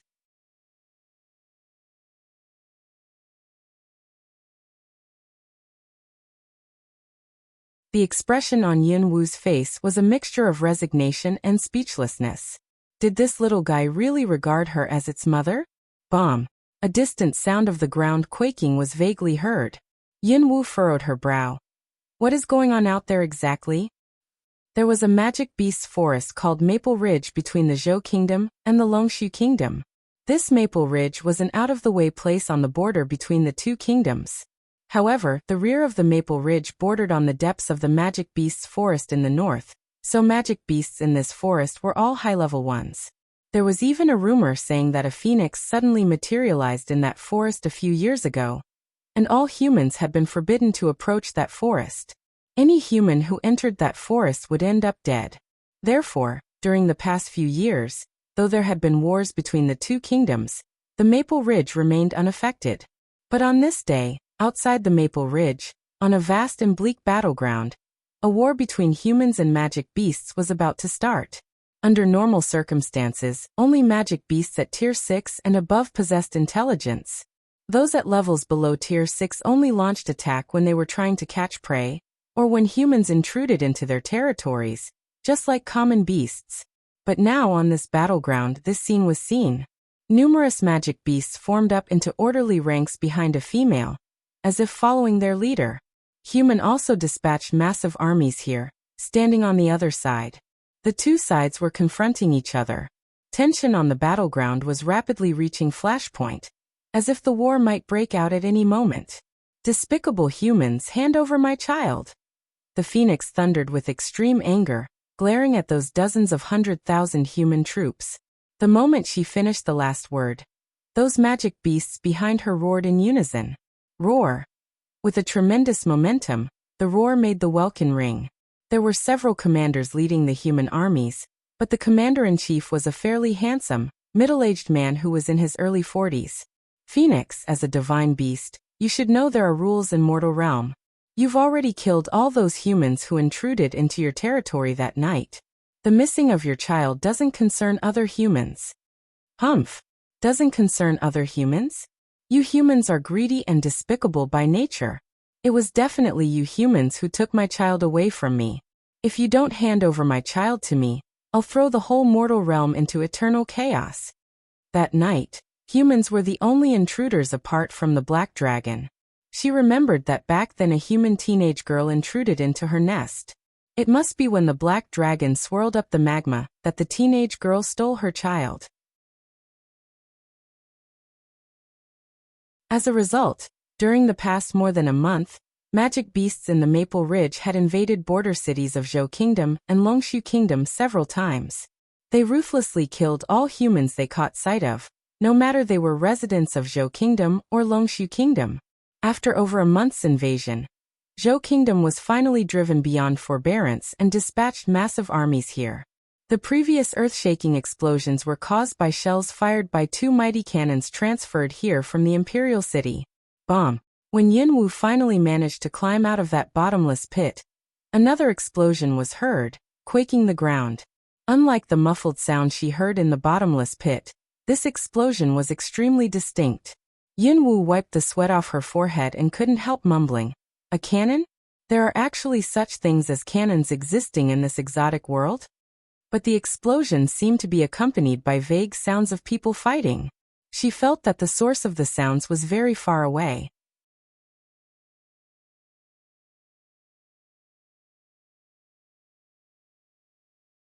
Mom! A babyish voice came from her chest. Yunwu lowered her head and watched that little guy which had just craned its round head out of her clothes, opening its sleepy big eyes. It seemed to be the sound of artillery that woke it up. It rubbed its eyes with its little claws, pouted its little two-fanged mouth and gave a murmur. What an adorable creature. Heart melted. Yunwu couldn't help intending to stretch out her hand to pinch its chubby little face. This little thing seemed like a human but was not. The red feathers on it converted into wings, but it didn't look like a phoenix at all. She had no idea what this species was. But this chubby little thing was a pretty cute sight. Hungry, hungry.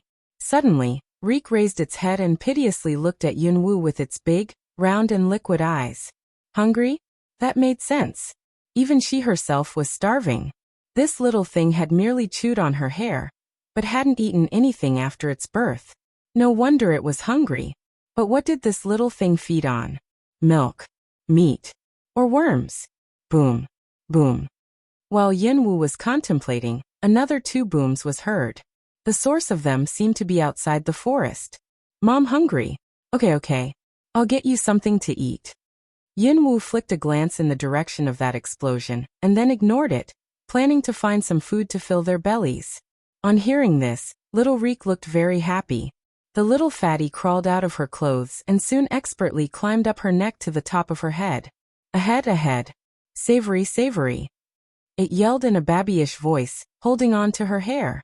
Yunwu, whose hair was gripped and under command, felt depressed and resigned, because she suddenly felt that it was riding her like riding a horse.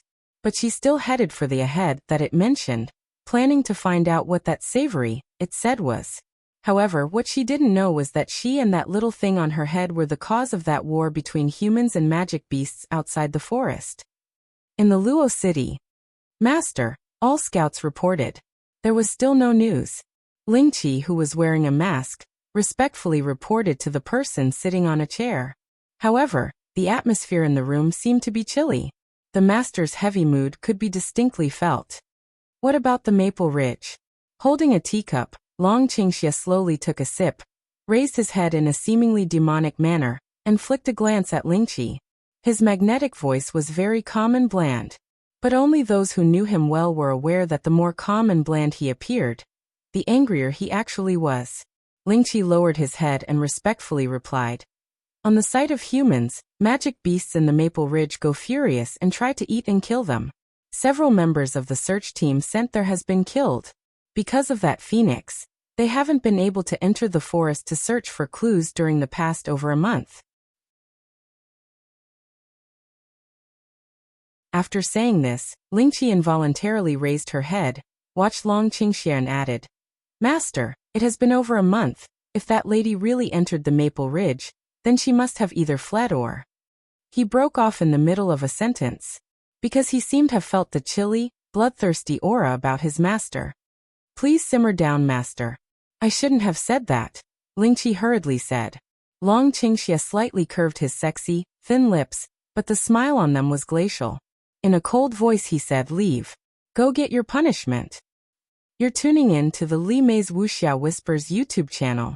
We're so grateful for your support, and don't forget to subscribe to join us on this incredible journey through captivating stories. Your generosity through donations truly makes a world of difference, as it's the primary source of revenue that allows me to expand and enhance this channel for you. Thank you from the bottom of my heart for being a part of this adventure.